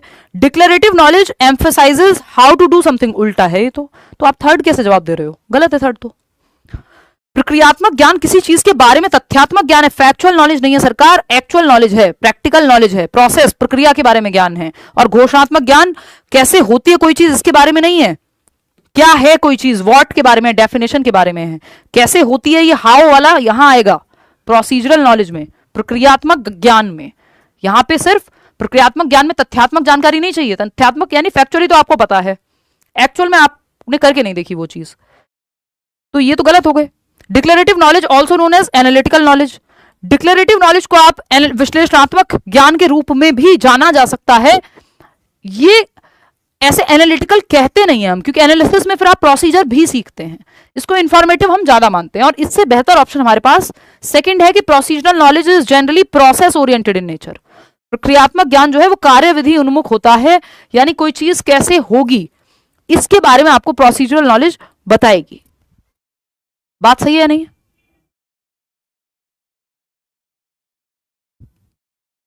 क्लियर है इतनी बात? तो हम इसको एनालिटिकल, एनालिसिस में तो आप विश्लेषण करते हैं, चीजों को तोड़ के देखते हैं पार्ट्स में, डिक्लेरेटिव में तो आप सीधा डिफाइन कर देंगे, तो इसलिए एनालिटिकल के साथ हम यहां नहीं जा रहे हैं। इसमें थोड़ी बहुत सच्चाई हो सकती है क्योंकि हल्का फुल्का एनालिसिस आ सकता है, लेकिन प्रॉपर एनालिटिकल नहीं बोलते हम इसको। तो सेकंड ऑप्शन ही यहां सही है। फंस गए ना इतने आसान से सवाल में। क्वेश्चन नंबर 15 देखो, ये क्या कहता है, a teacher who consciously takes examples of scientist of all genders in her middle school classroom is trying to. यानी एक शिक्षिका जो अपने माध्यमिक स्कूल की कक्षा में सचेत रूप से सभी जेंडर के वैज्ञानिकों के उदाहरण लेती है, कोशिश कर रही है कि वो, मतलब साइंटिस्ट मेल भी हो सकते हैं फीमेल भी हो सकते हैं, है ना, या मैथमेटिशियंस मेल्स और फीमेल्स दोनों हो सकते हैं, एग्जाम्पल्स दोनों प्रयोग में ला रही है, चाहे एग्जाम्पल्स कम हो ज्यादा हो उसके कारण अलग अलग हो सकते हैं। इसका मतलब वो ट्राई कर रही है टू ब्रेक जेंडर स्टीरियोटाइप्स, कि किस पेशे को जेंडर से ना जोड़ा जाए, क्योंकि वो स्टीरियोटाइप बना है एक रीजन से, है ना, रूढ़िवादिता है उसमें कि चला आ रहा है इसलिए मान लिया गया है, उसमें कोई साइंटिफिक एविडेंस नहीं है। रीइंफोर्स नहीं कर रही, जेंडर डिस्क्रिमिनेशन को कम कर रही हैं, वो तो मजबूत नहीं कर रही, जेंडर आइडेंटिटी को एनेबल कर रही हैं। जेंडर आइडेंटिटी कि आप खुद को कैसे देखते हैं, किस रूप में देखते हैं, मेल फीमेल, बायोलॉजिकली डिफरेंट हो सकते हैं आप, कंस्ट्रक्ट जेंडर कॉन्स्टेंसी के जेंडर फिक्स होता है, ये सब भी बात नहीं हो रही है यहाँ पे। वो दोनों एग्जांपल्स ले रही हैं तो she is trying to break gender stereotypes को तोड़ने की कोशिश कर रही हैं वो। अगेन लेंदी सवाल, असर्शन यानी अभिकथन, teachers should encourage children to focus on questions such as what is my learning goal and what do I need to do to get there. कि शिक्षकों को बच्चों को ऐसे सवाल, ऐसे प्रश्नों पे ध्यान केंद्रित करने के लिए प्रोत्साहित करना चाहिए। कैसे प्रश्न, कि भाई मेरा लर्निंग का गोल क्या है, मैं कितना स्कोर करना चाहता हूँ सीटेट में, मैं क्यों पढ़ रहा हूँ, मुझे क्या करना है, और वहां पहुंचने के लिए अगर 130 नंबर लाने हैं तो क्या करना होगा, रोज क्लासेस लेनी होंगी, खुद से प्रीवियस ईयर भी लगाने होंगे, या बैच लेना है तो बैच लेना होगा। तो इस तरह के सवाल जब आप खुद से पूछने के लिए प्रेरित करेंगे टीचर्स आपसे कि आपका गोल क्या है, आपको किस तरफ जाना है जीवन में, तो ये अच्छी बात है, करना चाहिए टीचर्स को। बच्चे की थिंकिंग प्रोसेस पे जोर डल रहा है। रीजन क्या है, बच्चा जितना सोचे उतना अच्छा है, ओवरथिंक नहीं बस। When students understand how to self assess their work performance they can use this understanding to help themselves learn and progress.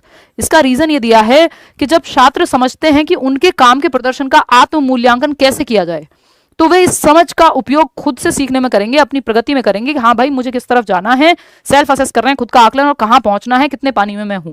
ठीक, तो ये दोनों ही बातें सही है, both A and R correct, but A R सही एक्सप्लेनेशन भी 80% लोग फोर्थ ऑप्शन सही जवाब दे रहे हैं। आगे बढ़ेंगे क्वेश्चन नंबर 17 पे। In guided discovery approach of learning, अधिगम के निर्देशित खोज आधारित उपागम, यानी गाइडेड डिस्कवरी मतलब टीचर है जो हेल्प करेगा, बच्चे डिस्कवर करेंगे। इसकी बात ब्रूनर करते हैं, जो स्कैफोल्डिंग की भी बात करते हैं, तो टीचर यहां गाइड करेगा, स्कैफोल्ड करेगा। वाइगॉत्स्की यूज करते हैं स्कैफोल्डिंग एज अ कॉन्सेप्ट को अपनी थियरी में, बट बात जो की है इनिशियली स्कैफोल्डिंग की, मचान की, टेम्परेरी हेल्प की, वो ब्रूनर ने अपनी थियरी में की है, जिसमें ये 3 स्टेजेस भी बताते हैं कि आइकॉनिक स्टेज होती है, सिंबॉलिक स्टेज होती है, एनेक्टिव स्टेज होती है। उस पर चर्चा कभी और तसल्ली से करेंगे। अभी आप ये मान लीजिए वो भी कॉग्निटिव डेवलपमेंट की थियरी है, वो स्पाइरल करिकुलम की बात करते हैं, डिस्कवरी लर्निंग की बात करते हैं, कैसे बच्चा एक्टिवली नॉलेज को डिस्कवर करेगा। तो अधिगम के निर्देशित खोज आधारित गाइडेड डिस्कवरी में क्या है, टीचर हेल्प करेगा, क्यूज देगा, हिंट्स देगा, स्कैफोल्ड करेगा जहां जरूरत है बच्चे को, और बच्चा खुद से डिस्कवर कर रहा है। नो प्रायर प्लानिंग और प्रीवियस नॉलेज इज रिक्वायर्ड, नहीं भाई किसी भी चीज में प्रीवियस ईयर रिक्वायर्ड हो, प्रीवियस नॉलेज रिक्वायर्ड होती है, पूर्व ज्ञान आवश्यक होता है। ऐसा कोई काम नहीं है जहां पूर्व ज्ञान की कोई वैल्यू ही ना हो, है ना। वो काम कितना है वो एक अलग बात है, बट पूर्व ज्ञान इंपॉर्टेंट है। इसीलिए तो हम कहते हैं भाई जिनका एक्सपीरियंस है 10 साल का, ये एक्सपीरियंस को हम महत्वपूर्ण मानते हैं कई फील्ड में। क्यों? क्योंकि प्रीवियस नॉलेज इंपॉर्टेंट है। Opportunities are provided to learners to construct knowledge for themselves, शिक्षार्थियों को स्वयं के लिए ज्ञान की रचना के जहां अवसर मिलेंगे, बिल्कुल यहाँ पे बच्चे खुद से सेल्फ नॉलेज क्रिएट कर पाएंगे। गाइडेड डिस्कवरी में ये है, एक्सप्लोर करने का मौका मिलेगा बच्चे को, जहां बच्चा एक्टिव है पेडागोजी में, वो ऑप्शन अच्छा है। Teacher acts as a dictator, नहीं टीचर डिक्टेटर नहीं है, गाइड है वो तो। Learners are left on their own without any kind of intervention by teacher, teacher का कोई रोल ही नहीं है, बच्चों को अपने हाल पे छोड़ दिया है, नहीं। गाइडेड डिस्कवरी मतलब गाइड करेगा टीचर, जहां डिफिकल्टी आएगी वहां हेल्प करेगा, है ना। ब्रूनर ने इसके बारे में बात की है। इवन गाइडेड लर्निंग की बात आपके वाइगॉत्स्की भी इस बात को नकारेंगे नहीं, बट ये कॉन्सेप्ट जो दिया है ये ब्रूनर ने दिया है, ब्रूनर। ठीक है, क्लियर है। चलो आगे बढ़ते हैं, क्वेश्चन नंबर 18 देखते हैं। इन पे सवाल करेंगे आगे वाले, जब ये सीरीज कंटिन्यू होगी ब्रूनर के सवाल अलग से करेंगे, अभी इतना ऐसा नहीं करेंगे कि ये कमेंट्स रुक गए, मैं देख लेती हूँ, फटाफट से जवाब दो। आजकल अपने आप कमेंट बीच बीच में रुक जाते हैं। हाँ देखो एक बार, 18th क्वेश्चन है, which of the following strategies is not effective while developing conceptual understanding in children. निम्नलिखित में से कौन सी रणनीति बच्चों में वैचारिक समझ विकसित करने के समय प्रभावी नहीं है। यानी बच्चे की कॉन्सेप्चुअल अंडरस्टैंडिंग अगर आपको बढ़ानी है तो कौन सी बात कॉन्सेप्ट समझाने के लिए सही नहीं है। आम सवाल ये है। Presenting non examples to show what the concept is not. देखिए एग्जाम्पल और नॉन एग्जाम्पल दोनों जरूरी होते हैं। एग्जाम्पल वो होता है जो डायरेक्टली बताए उस चीज के बारे में कि ये पक्षी है, तोता यानी बर्ड है, एक पैरट, पिजन, फिर आप बताते हैं काओ, ये एक बर्ड नहीं है, दिस इज नॉन एग्जाम्पल, कि आपको क्लैरिटी आ जाए कि इसके बारे में नहीं है। तो एग्जाम्पल नॉन एग्जाम्पल दोनों हेल्पफुल होते हैं लर्निंग में, ये कहना गलत है कि नॉन एग्जाम्पल जरूरी नहीं है। Asking students to generate their own examples, हाँ ये सही है कि अपने एग्जाम्पल्स बच्चे जनरेट कर पाए, लेकिन हमसे नॉट पूछा है, ध्यान रखिएगा। Asking students to memorize presenting non examples to show what the concept is not. हाँ हाँ ये ठीक है, इसको गलत नहीं बताया, नॉन एग्जाम्पल को सही बताया है, मैंने ही गलत पढ़ लिया था। अवधारणा क्या नहीं है यार, नॉन एग्जाम्पल गैर उदाहरण बोलते हैं इसको, ये भी हेल्पफुल होते हैं ताकि पता लगे कि कॉन्सेप्ट से क्या अलग है, तो कॉन्सेप्ट की क्लैरिटी आती है नॉन एग्जाम्पल से। Asking students to memorize the definition, ये गलत है, ये इफेक्टिव तरीका नहीं है बच्चे की कॉन्सेप्ट की समझ को बनाने में, संप्रत्तियों की समझ के निर्माण में, कि बच्चे को बस याद करने को कह दो तो आपने डेफिनेशन तो याद कर ली होगी, कॉन्सेप्ट आपको पता नहीं होगा। डेफिनेशन पूछो, आप फटाफट रट्टा लगाया हुआ है आप बता देंगे, तो इससे कॉन्सेप्चुअल क्लैरिटी नहीं है, रोट लर्निंग है ये, रोट लर्निंग का उदाहरण है ये, और जो गलत था वही सही है क्योंकि पूछा ही गलत था, नॉट पूछा था। Presenting a wide range of examples in diverse context, ये तो अच्छी बात है, तो हमें गलत बात चाहिए थी थर्ड ऑप्शन जो कि सही है नॉट के हिसाब से। क्वेश्चन नंबर 19 देखिएगा, an active middle school classroom, यानी 6th to 8th क्लास की बात हो रही है, should be found on theoretical principles of. एक एक्टिव यानी सक्रिय क्लासरूम, एक सक्रिय माध्यमिक विद्यालय कक्षा किसके सैद्धांतिक सिद्धांतों पर स्थापित की जानी चाहिए, यानी बच्चे जहां एक्टिव हैं, एक्टिव क्लासरूम किस स्कूल ऑफ थॉट या साइकोलॉजी के बेसिस पे बनाया जाना चाहिए। बिल्कुल सही कह रहे हैं आप लोग, सेकंड ऑप्शन 75% लोग, सोशल कंस्ट्रक्टिविज्म। रचनावाद अकेले भी लिखा होता तो सही ही होता, सामाजिक रचनावाद, क्योंकि बच्चे सक्रिय हैं, ग्रुप में सीख रहे हैं, तो सोशल कंस्ट्रक्टिविज्म यानी वाइगॉत्स्की की बात हो रही है। अगर रेडिकल कंस्ट्रक्टिविज्म होता है या सिर्फ रचनावाद होता तो रचनावाद में पियाजे और वाइगॉत्स्की दोनों आ जाते हैं। पियाजे रेडिकल यानी उग्र रचनावादी हैं जो बच्चे की एक्टिविटी पे ज्यादा जोर देते हैं।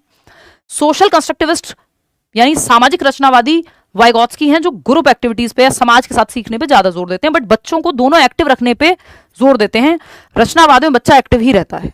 मनोगत्यात्मकवाद को एजुकेशन में बहुत ज्यादा इस्तेमाल में नहीं लाया जाता है, ये फ्रॉइड का है और आपके सिलेबस में इसका कोई लेना देना है भी नहीं। साइको एनालिसिस भी इसी को बोलते हैं, फ्रॉइड वाले स्कूल ऑफ थॉट को, इसको साइकोसेक्सुअल थियरी भी बोलते हैं। बिहेवियरिज्म से हम बचते हैं क्योंकि ये भर भर के रिवॉर्ड पनिशमेंट की बात करता है और हम बच्चे को एक्टिव रखने की बात करते हैं। रिवॉर्ड पनिशमेंट रोट लर्निंग की तरफ ले जाता है, ना कि सक्रियता या एक्टिव होने पे, ये पैसिव बना देता है बच्चे को, तो इसको हम मॉडर्न डे में अच्छा नहीं मानते हैं। ठीक है, तो ये भी हट गया, ये भी हट गया, बस सोशल कंस्ट्रक्टिविज्म ही बचा ऑप्शन में। आगे बढ़ेंगे, क्वेश्चन नंबर 20 देखिएगा, ये क्या कहता है भाई, एम्पैथी के बारे में पूछा है। क्वेश्चन नंबर 20 कहता है, असर्शन है empathy depends on the ability to understand that others have feelings and to gauge their feelings. अभिकथन क्या है, समानुभूति यह समझने की योग्यता पर निर्भर करती है कि दूसरों की भावनाएं हैं और उनकी भावनाओं के अनुमान लगाने में भी मदद करती है। यानी एम्पैथी का मतलब क्या है कि जैसे आपके अंदर फीलिंग्स हैं वैसे ही दूसरे ह्यूमन बींग्स के अंदर भी फीलिंग्स हैं और उनकी फीलिंग्स, उनके मूड्स को समझने में एम्पैथी हेल्प करती है, क्योंकि आप खुद को उनके शूज में रख के देखते हैं, उनके जगह पे रख के देखते हैं। दिस इज एम्पैथी, समानुभूति है ना, कि आप खुद को दूसरे की सिचुएशन में रख के देख रहे हैं। सिंपैथी होती है बस आप दूर दूर से कुछ हद तक पिटी या दया का भाव है आपके अंदर, थोड़ा सौरो है कि हाँ बड़ा बुरा हुआ है यार बेचारे के साथ। लेकिन समानुभूति में आप एग्जैक्टली वैसे ही सोचते हैं कि यार मेरे साथ भी अगर ऐसा होता तो मैं कैसा महसूस करता, कि जैसे आपके अंदर इमोशंस हैं वैसे सामने वाले में भी। तो ये अच्छी चीज है, एम्पैथी टीचर्स में, स्टूडेंट्स में, सब में हेल्पफुल होती है, होनी चाहिए, ह्यूमंस में होनी चाहिए। Emotions and cognition are not related to each other. अगर एम्पैथी थोड़ी सी दिखा लें वो लोग जो फेक पनीर और फेक दूध बेचते हैं या कितनी सारी केमिकल भर भर के जो है खाने की चीजें बेचते हैं, कि वही खाना अगर उनको भी खिलाया जाए उतना ही नुकसान उनके बच्चों का भी होगा जैसे वो किसी और के लिए ट्रांसपोर्ट कर रहे हैं उस सामान को जो कि खराब है, स्पेशली खाने के मामले में।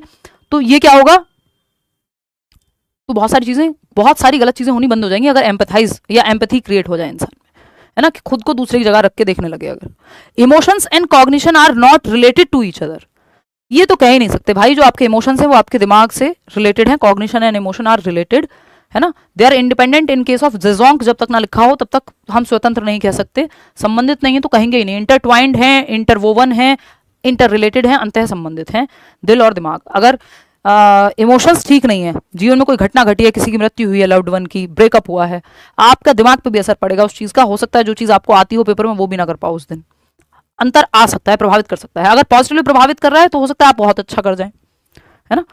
तो इमोशंस प्रभावित करते हैं दिमाग को। ए तो सही है बट आर सही नहीं है, मतलब क्या हुआ, सेकंड ऑप्शन आप लोग कह रहे हैं जो कि सही बात है, आर फॉल्स है, ए तो सही है। ठीक है, आगे बढ़ेंगे नेक्स्ट क्वेश्चन पे। नेक्स्ट क्वेश्चन क्या है, question number 21, a middle school teacher can enable students become strategic self motivated learners. एक मिडिल स्कूल टीचर है, यानी 6 to 8 क्लास की टीचर है, एनेबल कर सकती हैं, हेल्प कर सकती हैं स्टूडेंट्स को to become strategic self motivated learners, कि खुद से बच्चे मोटिवेटेड रहे कि भाई एग्जाम तुम्हारा है, पेपर तुम्हारा है, पढ़ लो भाई, जीवन दोबारा नहीं मिलेगा, है ना, और मौका भी दोबारा नहीं मिलेगा नौकरी का। तो ये क्या है, एक माध्यमिक स्कूल शिक्षक छात्रों को रणनीतिक स्वप्रेरित शिक्षार्थी बनने में किस प्रकार सक्षम बना सकते हैं। तो बहुत तरीके हैं, आपसे पूछा है कौन सा तरीका सही है। तरीके तो बहुत सारे, तरीका तो ये भी है कि पढ़ लो नहीं तो रिक्शा चलाओगे, बट ये कोई बहुत अच्छा तरीका नहीं है। हालांकि फियर से बहुत लोग काम कर जाते हैं, लेकिन that is not the right way for a teacher, at least teacher के लिए सही तरीका नहीं है, उसमें चाहे कितना भी सच हो। Providing varied forms of reinforcement for every task completed, हर बार जो भी आपने कार्य पूरा किया है उस पर पुनर्बलन, गुड, वेरी गुड, शाबाश कहना। तो सेल्फ मोटिवेशन नहीं है, तो बाहर से आपको कोई मोटिवेट करता रहेगा, कहता रहेगा, तब तक आप काम करेंगे। सेल्फ मोटिवेशन है कि बाहर से जरूरत ना पड़े, रीइंफोर्समेंट बाहर से मिलता है। Dictating well prepared answers two questions in the text book, ये रट्टाफिकेशन है, इससे कोई मोटिवेशन, सेल्फ मोटिवेशन नहीं है। Stressing upon objective type testing, ये भी, इसमें भी कोई सेल्फ मोटिवेशन का नामो निशान नहीं है। Encouraging students to develop their metacognitive knowledge and skills, कि बच्चों में उनकी थिंकिंग प्रक्रिया को, उनकी सोच को जगा दो कि वो गलतफहमी में ना जी रहे हो। अधिसंज्ञानात्मक ज्ञान, यानी वो रिफ्लेक्ट करें, रिव्यू करें अपने एक्शंस को, प्लान करें। थिंकिंग अबाउट थिंकिंग, कि भाई मैं पढ़ता नहीं हूं तो क्यों नहीं पढ़ता हूं, और नहीं पढ़ूंगा तो क्या होगा, क्या ये मेरे लिए जरूरी है, क्यों जरूरी है। अगर जरूरी है तो मुझे ठीक से करना होगा, प्लान करना होगा, रिव्यू करना होगा, रिफ्लेक्ट करना होगा, खुद से देखना होगा कि मैं सही दिशा में जा रहा हूं या नहीं जा रहा हूं। तो ये जिस दिन बच्चे में मेटाकॉग्निटिव स्किल्स आ जाएंगे कि वो थिंकिंग के बारे में भी अपनी थिंकिंग कर पाए, thinking about thinking, planning about planning, या फिर मैं कहूं फीलिंग अबाउट फीलिंग्स, कि वो कैसा महसूस कर रहा है, ये वो क्यों महसूस कर रहा है, ये वो देख पाए, तो ये हायर लेवल थिंकिंग हो जाएगी। ये बेटर है, इससे सेल्फ मोटिवेशन बनी रहेगी, बाहर से किसी को गुड, वेरी गुड कहने की जरूरत नहीं पड़ेगी, सेल्फ मोटिवेटेड रहोगे आप किस तरफ वीक हो, कैसे उस वीकनेस को मिटाना है, वो सारी स्ट्रेंथ और वीकनेस सब आप मेटाकॉग्निशन में देख लेते हो। Which of the following exemplifies intrinsic motivation, metacognition को एक दिन बहुत तसल्ली से समझेंगे, मुझे पता है कुछ लोगों को बीच में दिक्कत आती है ना। तो निम्नलिखित में से कौन सा आंतरिक अभिप्रेरणा का उदाहरण है।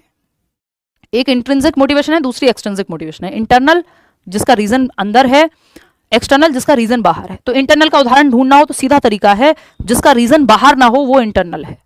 जिसका रीजन बाहर दुनिया में नहीं मिलेगा, आपको अपने अंदर मिलेगा, इसका मतलब आप इंटरनली मोटिवेटेड हैं, जैसे मैं और आप अभी जुड़े हुए हैं।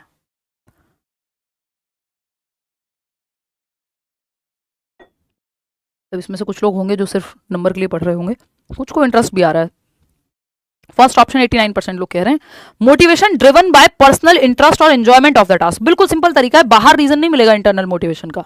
आंतरिक अभिप्रेरणा का रीजन जो है, आपको कारण अंदर मिलेगा कि आपको इंटरेस्ट है उस सब्जेक्ट में, आनंद आता है उस काम में, जैसे टीचिंग में मुझे आता है ना, जानने में आता है चीजों को, कि हर व्यक्ति को कुछ ना कुछ तो ऐसा होगा जिसमें उसको पर्सनल एंजॉयमेंट या इंटरेस्ट के लिए वो काम करता है ना। किसी को हो सकता है मूवी देखने में आनंद आता हो। Motivation driven by competition with others, ये एक्सटर्नल मोटिवेशन है, बहुत लंबे दूरी तक नहीं लेके जाएगा, ये अंदर से खोखला कर देगा एक टाइम के बाद। ये म्यूचुअली एक्सक्लूसिव नहीं होते, एक दूसरे में जुड़ जाते हैं। कई बार आप शुरू मजबूरी में करते हैं, फिर मजा आने लगता है, मतलब शुरू किया था एक्सटर्नल मोटिवेशन से, फिर आपको खुद अच्छा लगने लग गया, इंटरनल बन गई वो चीज। तो ऐसा भी पॉसिबल है। Motivation driven by gaining the appreciation of others, ये एक्सटर्नल मोटिवेशन, रीजन बाहर है इसमें। पर्सनल एंजॉयमेंट और इंटरेस्ट में, आपकी रुचि है किसी चीज में इसलिए गिटार बजाते हैं, तो या आपको पढ़ना पसंद है इसलिए पढ़ते हैं, पेपर की चिंता नहीं है, तो ये रीजन इंटरनल है। बट ये सारे एक्सटर्नल है, कि बाहरी प्रशंसा, प्रतिस्पर्धा, है ना, एक्सटर्नल रिवॉर्ड मिलेगा, फर्स्ट आऊंगा, ये सब एक्सटर्नल रीजंस है। मोटिवेशन ये भी है, काम इसमें भी कर रहे होगे, तो first option is the right answer. आगे बढ़ेंगे, क्वेश्चन नंबर 23 देखिएगा। Which debate is highlighted in the following question, development की डिबेट के बारे में बात हो रही है, ध्यान से पढ़ना। डज एन इंडिविजुअल्स, ये सबसे इंपॉर्टेंट सवाल है आज का, इन अ वे, फटाफट से बताओ। पेमेंट नहीं हो रहा है करियर में, क्यूआर कोड नहीं आ रहा है। यार मैं आपको ना एक हेल्पलाइन नंबर दे रही हूँ, टीचिंग के लिए हमने अभी बनवाया है बोल करके, क्योंकि बहुत लोगों को अलग अलग तरह की समस्याएं आ रही थी, क्योंकि बहुत संख्या में लोग जो है एडमिशन ले रहे होते हैं कई बार। तो मैंने उदय सर को बोला था, एक नंबर है, ये मैं लिखवा दे रही हूँ, अभी आएंगे इस सवाल पे वापस। ये टीचिंग की हेल्पलाइन है करियर पे, 9319 285149। ठीक है, करियर विल टीचिंग। तो आपका कोई भी डाउट है, आपको दिक्कत आ रही है एडमिशन लेने में, कोई और समस्या है ना, तो ये आप कॉल कर सकते हैं करियर विल हेल्पलाइन पे टीचिंग एग्जाम्स के लिए। UP TET, C TET, pedagogy special, BPSC, Jharkhand TET, इन 4-5 बैचेस में एडमिशन ओपन है, आप एनरोल भी करा सकते हैं और कोई डाउट हो तो इस नंबर पे पूछ सकते हैं। चलिए आगे बढ़ेंगे। देखिए question, does an individuals biologically determined sex bring with it all the characteristics that define one socially constructed gender. भाई हमें ये पता है कि जो बायोलॉजिकल कंस्ट्रक्ट है सेक्स, कि आपकी जैविक संरचना कैसी है, शारीरिक संरचना कैसी है, बनावट कैसी है, वो सेक्स है। आप महसूस कैसे करते हैं अपने अंदर और समाज से आपने क्या सीखा है कि लड़के कैसे रहते हैं, लड़कियां कैसे रहती हैं, वो जेंडर है, जेंडर रोल्स हैं। क्या किसी व्यक्ति का जैविक रूप से निर्धारित जेंडर, ये जैविक रूप से निर्धारित सेक्स यहां पे लिखा होना चाहिए था। सेक्स अपने साथ वे सभी विशेषताएं लाता है जो किसी के सामाजिक रूप से निर्मित जेंडर को परिभाषित करती हैं। यानी क्या बायोलॉजिकली ये चीज सुनिश्चित होती है कि जैसे आप सोशली बिहेव कर रहे हैं कि लड़कियां साड़ी पहनेंगी, ये बायोलॉजी में लिखा हुआ है? नहीं भाई, इंडिया में पहन रही हैं, अमेरिका में कुछ और पहन रही होंगी, यूरोप में कुछ और चल रहा होगा ड्रेसिंग स्टाइल। तो ये बायोलॉजिकली आप कैसे बने हैं, ये थोड़ी तय होता है सेक्स से, कि आपकी बायोलॉजिकल संरचना जो है सेक्स से ये निर्धारित थोड़ी होता है कि जेंडर जो कि सोशली कंस्ट्रक्टेड है, सामाजिक निर्माण है, सामाजिक कंस्ट्रक्ट है, संरचना है, जिसको हम जेंडर कह रहे हैं, कि लड़कियां, फिर उसमें स्टीरियोटाइपिंग आ जाती है। तो ऐसा नहीं है कि जो बायोलॉजिकली डिटरमिन्ड सेक्स है वो ब्रिंग, मतलब जन्म के साथ आपकी बायोलॉजिकल डिटर्मिनेशन, आपके डिटर्मिनेशन के साथ, आपकी जैविक संरचना के साथ ये बात तय नहीं हो रही है कि सोशली आप जेंडर को कैसे देखेंगे। जेंडर अपने आप में डायनेमिक है। तो ये जो डिबेट है कि does an individuals biological determined sex bring with it all the characteristics that define one socially constructed gender, क्या सारे कैरेक्टरिस्टिक्स सिर्फ बायोलॉजी से आ जा रहे हैं या फिर समाज हमारे अंदर भर रहा है? ये डिबेट है, इसमें बहुत और जो अभी खैर पहले ऑप्शंस डिस्कस कर लेते हैं। कॉन्टिन्यूअस और डिसकॉन्टिन्यूअस व्यू ऑफ डेवलपमेंट, नहीं। कॉन्टिन्यूअस और डिसकॉन्टिन्यूअस वाले कहेंगे, डिसकॉन्टिन्यूअस वाले प्याजे कहेंगे स्टेजेस में होता है, कॉन्टिन्यूअस वाले जैसे वाइगॉट्स की कहेंगे नहीं भाई कॉन्टिन्यूअस है। तो ये तो अलग डिबेट हो गई। स्टेबल और अनस्टेबल व्यू ऑफ डेवलपमेंट है ये, यानी कि विकास जो है वो स्थिर है या फिर अस्थिर है, ये डिबेट के बारे में है ये सवाल। एंटिटी या इंक्रीमेंटल व्यू ऑफ एबिलिटी है, क्षमता जो है फिक्स होती है या इंक्रीमेंटल होती है, उसके बारे में तो बात ही नहीं हो रही। बुद्धि के बारे में, इंटेलिजेंस के बारे में, ये सब डिबेट्स ऑफ डेवलपमेंट हैं। अगर आप भूल गए हो तो बता दूं, ठीक है, ये सब डिबेट्स ऑफ डेवलपमेंट हैं। Nature nurture influence on development, हाँ ये बात सही है कि नेचर का और नर्चर का क्या इन्फ्लुएंस है डेवलपमेंट पे, ये आप कह सकते हैं इसके माध्यम से कि but as far as I know, तो ये does an individuals biological determined sex bring with it all the characteristics that define one socially constructed. हाँ नेचर नर्चर डिबेट है, और नेचर नर्चर डिबेट से एक और जुड़ी हुई डिबेट है जिसको स्टेबल और अनस्टेबल व्यू ऑफ डेवलपमेंट कहते हैं, कि क्या ये फिक्स है या फिर चेंजेबल है। ये स्टेबल वाले लोग मानते हैं कि हेरिडिटी, और अनस्टेबल वाले मानते हैं यानी चेंज कर सकते हो नर्चर। तो ये दोनों आपस में जुड़े हुए हैं।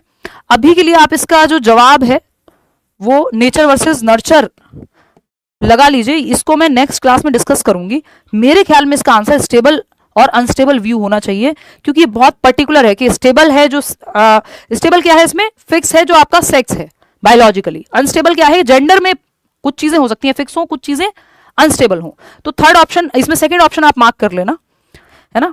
ये पूछा हुआ है, इसी साल का सवाल है, तो एक बार मैं ऑफिशियल आंसर की इसकी चेक कर लूंगी। मेरे हिसाब से इसमें सेकंड के साथ जाना चाहिए। ओवरऑल इसमें नेचर नर्चर ही है, ये स्टेबल और अनस्टेबल व्यू जो है नेचर नर्चर से ही इंस्पायर्ड है, लेकिन वो ऑफिशियली उन्होंने किस तरह से देखा है एक बार उस पर मैं चर्चा करके आपको कमेंट में पिन कर दूंगी, या अगली क्लास जब होगी तो मैं एक बार इसका ऑफिशियल डिस्कशन आपसे कर लूंगी। इसका सिंपल मतलब यही है कि कुछ चीजें स्टेबल होती हैं, ज्यादातर लोग ये मानते हैं साइकोलॉजिस्ट, और कुछ चीजें हम अनस्टेबल होती हैं, उनको चेंज ला सकते हैं। तो जेंडर में भी वैसा ही है, वो सोसाइटी से ही प्रभावित है, चेंजेस संभव है। नेचर नर्चर के अंदर तो ये अपने आप ही आ जाता है, बट इसका टू बी प्रिसाइज या एग्जैक्ट आंसर जो है सेकंड होना चाहिए इन माय ओपिनियन। फिर भी मैं एक बार चेक कर लूंगी। तो नेक्स्ट क्लास में हम सबसे पहला क्वेश्चन यही डिस्कस कर लेंगे कि ऑफिशियली उन्होंने क्या माना है। क्वेश्चन नंबर 24 देखिएगा, a major developmental task during dash is the search for identity personal sexual and occupation. Major developmental task during dash stage is the search for identity, personal identity, sexual identity, occupational identity, basically identity crisis का काल कौन सा है? Adolescence. कि मैं काम क्या करूंगा, तो वोकेशनल एंजाइटी भी है, मैं एज अ पर्सन कौन हूं, सेक्सुअली ओरिएंटेशन क्या है, मैं खुद को कैसे देखता हूं, है ना, ये सब एडोलेसेंस का आइडेंटिटी क्राइसिस है। इसलिए इस सीरीज में जो भी इंपॉर्टेंट सवाल है, चाहे वो प्रीवियस ईयर का हो, चाहे वो नया हो, सब हो जाएगा, उसकी चिंता करनी ही नहीं है। क्वेश्चन नंबर 25, असर्शन क्या है? Children learn values and norms of the society in overt as well as covert ways. बच्चे समाज के मूल्यों और मानदंडों को प्रत्यक्ष और अप्रत्यक्ष तरीकों से सीखते हैं। ओवर्ट मतलब जो ओवर्टली बता दिए जाते हैं, क्लियरली भाई नमस्ते करो बड़ों को, और कोवर्ट क्या है? आपने देखा अपने बड़ों को नमस्ते करते हुए, या कुछ चीजें इनडायरेक्टली आपने सीख ली जो कही नहीं गई बट आपने सीख ली जस्ट सराउंडिंग से। तो ये क्या है? सामाजिकरण हो रहा है, कुछ चीजें कह के और कुछ इनडायरेक्टली। ठीक है, रीजन क्या है? ऐसे ही होता है कोवर्ट और overt. Socialisation is the simple process of passing on customs and rituals of the society. सामाजिकरण की जो प्रक्रिया है सिंपल प्रोसेस है, जिसके थ्रू आप समाज के रीति रिवाज अगली पीढ़ी को सौंपते हैं या उनको सिखाते हैं।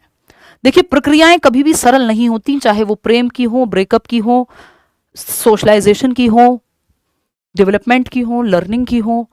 अगर कोई भी चीज प्रोसेस है तो वो इजी नहीं होगी, वो कॉम्प्लेक्स होगी, सिंपल नहीं होगी, ध्यान रखिएगा, है ना। जीवन में भी काम आएगा आपको, चाहे वो एग्जाम की तैयारी की ही प्रोसेस क्यों ना हो। सिंपल कुछ नहीं होता, प्रोसेस कॉम्प्लेक्स होती है, आगे पीछे जटिलताएं होती हैं, उतार चढ़ाव आते हैं प्रोसेस में। स्ट्रेट लाइन थोड़ी होती है प्रोसेस, सिंपल नहीं हो सकती प्रोसेस। तो ये रीजन तो अपने आप ही हट गया। तो इसका जो फोर्थ ऑप्शन आप लोग देने में लगे हुए हैं, ये गलत जवाब है, क्योंकि ये सोशलाइजेशन के बारे में तो है बट ये बात ही गलत है कि सिंपल प्रोसेस है सोशलाइजेशन, जीवन पर्यंत चलती है भाई, कॉम्प्लेक्स प्रोसेस है। बहुत सारी चीजें आप ओवर्टली सीखते हैं, कोवर्टली सीखते हैं, कुछ चीजों को आप चैलेंज करते हैं, कुछ चीजें बदल जानी चाहिए समय के साथ। समझ रहे हो बात को? तो A is true but R is false. क्या समझे विनोद? बताओ फटाफट। Second option should be the right answer. A सही है, आर गलत है। आप क्या कह रहे हैं कि नहीं दोनों सही हैं, दोनों का आंसर भी सही है? रट्टा लगाना भूल जाओ सरकार। क्वेश्चन नंबर 26 देखिएगा, as per Jean Piaget's theory of cognitive development, which of the following abilities distinguishes formal operational thinking from concrete operational thinking? ये बहुत सवाल आता है, कभी कह देंगे प्री ऑपरेशनल से कॉन्क्रीट ऑपरेशनल को क्या चीज अलग करती है, इसमें पूछ लिया फॉर्मल ऑपरेशनल से कॉन्क्रीट ऑपरेशनल में क्या डिफरेंस है। कैसे पता चलेगा किस एक कैरेक्टरिस्टिक से कि बच्चा कॉन्क्रीट में है कि फॉर्मल ऑपरेशनल में है? कॉन्क्रीट थर्ड स्टेज है 7 से 11 वाली, और ये 11 एंड अबव फाइनल औपचारिक संक्रियात्मक है। कंजर्वेशन फॉर्मल ऑपरेशनल और कॉन्क्रीट ऑपरेशनल की बात हो रही है। कंजर्वेशन अगर प्री ऑपरेशनल और कॉन्क्रीट की हो रही होती तो अंतर हो जाता। ऑब्जेक्ट परमानेंस की तो यहाँ बात ही नहीं है, तो जन्म से 2 वर्ष में आ जाता है वस्तु स्थायित्व। सिंबॉलिक प्ले ये 2 से 7 में, तो ये प्री ऑपरेशनल से अलग करना होता तो आ जाता। ठीक है, बचा क्या? एब्स्ट्रैक्ट लॉजिक, क्योंकि कंजर्वेशन तो आ जाता है कॉन्क्रीट ऑपरेशनल में, है ना। ये कंजर्वेशन पूछे तो प्री ऑपरेशनल से अलग करता है, ये प्री ऑपरेशनल को सेंसरी मोटर से अलग करता है, ये प्री ऑपरेशनल को कॉन्क्रीट ऑपरेशनल से अलग करता है। लेकिन अमूर्त तर्क जो है वो कॉन्क्रीट को फॉर्मल ऑपरेशनल से अलग करता है, क्योंकि कॉन्क्रीट और फॉर्मल में ये अंतर है कि कॉन्क्रीट ऑपरेशनल में मूर्त संक्रियात्मक में अमूर्त चिंतन नहीं आया, क्योंकि वो तो कॉन्क्रीट है, मूर्त है। कॉन्क्रीट वो चीजें जिनको आप देख सकते हो, छू सकते हो, टच कर सकते हो, फील कर सकते हो। अमूर्त चीजें आपके विचारों में होती हैं कई बार। अब लव एक्चुअल में कहीं थोड़ी है, आप करते रहो चर्चा, फीलिंग है, एब्स्ट्रैक्ट है ना। तो अमूर्त चिंतन जैसे बहुत सारे हाइपोथेटिकल सिचुएशंस हो सकती हैं, थियरम्स वगैरह प्रूव करना हुआ, तो ये फोर्थ ऑप्शन है। एब्स्ट्रैक्ट लॉजिक जो है वो आपका आता है लास्ट स्टेज में, फॉर्मल में। क्वेश्चन नंबर 24 देखेंगे, इसमें कितने लोगों ने सही जवाब दिया? 71%। चलो बहुत बढ़िया। क्वेश्चन नंबर 27 देखो, 3 सवाल और हैं। A significant critique of Jean Piaget is that he failed to adequately consider the influence of dash on development। कि जीन प्याजे की ये एक महत्वपूर्ण आलोचना है, आप कितने भी महान बन जाइए, लोग आलोचना आपकी करते रहेंगे। इसका एग्जाम्पल है कि जीन प्याजे की भी आलोचनाएं होती हैं। यह है कि वह विकास पर डैश के प्रभाव पर पर्याप्त रूप से विचार करने में विफल थे। मतलब उन्होंने कोई एक एस्पेक्ट था डेवलपमेंट पे जिसको महत्व नहीं दिया, जिसकी वजह से उनकी आलोचना होती है, क्रिटिसाइज किया जाता है इस चीज के लिए उन्हें। तो आप बताएंगे।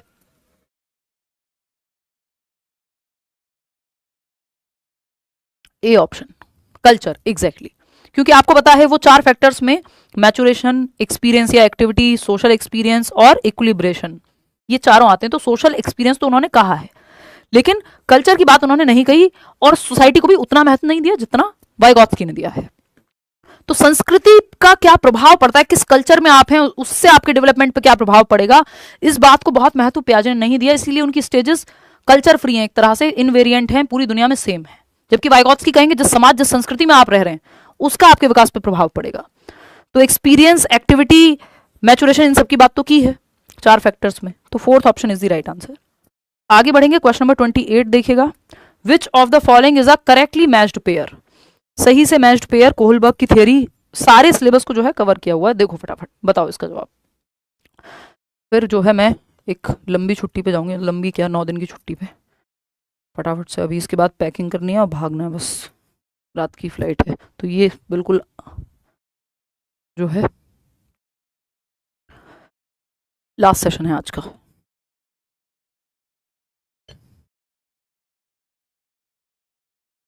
गुड मॉर्निंग मैम, बहुत बढ़िया, good morning ji.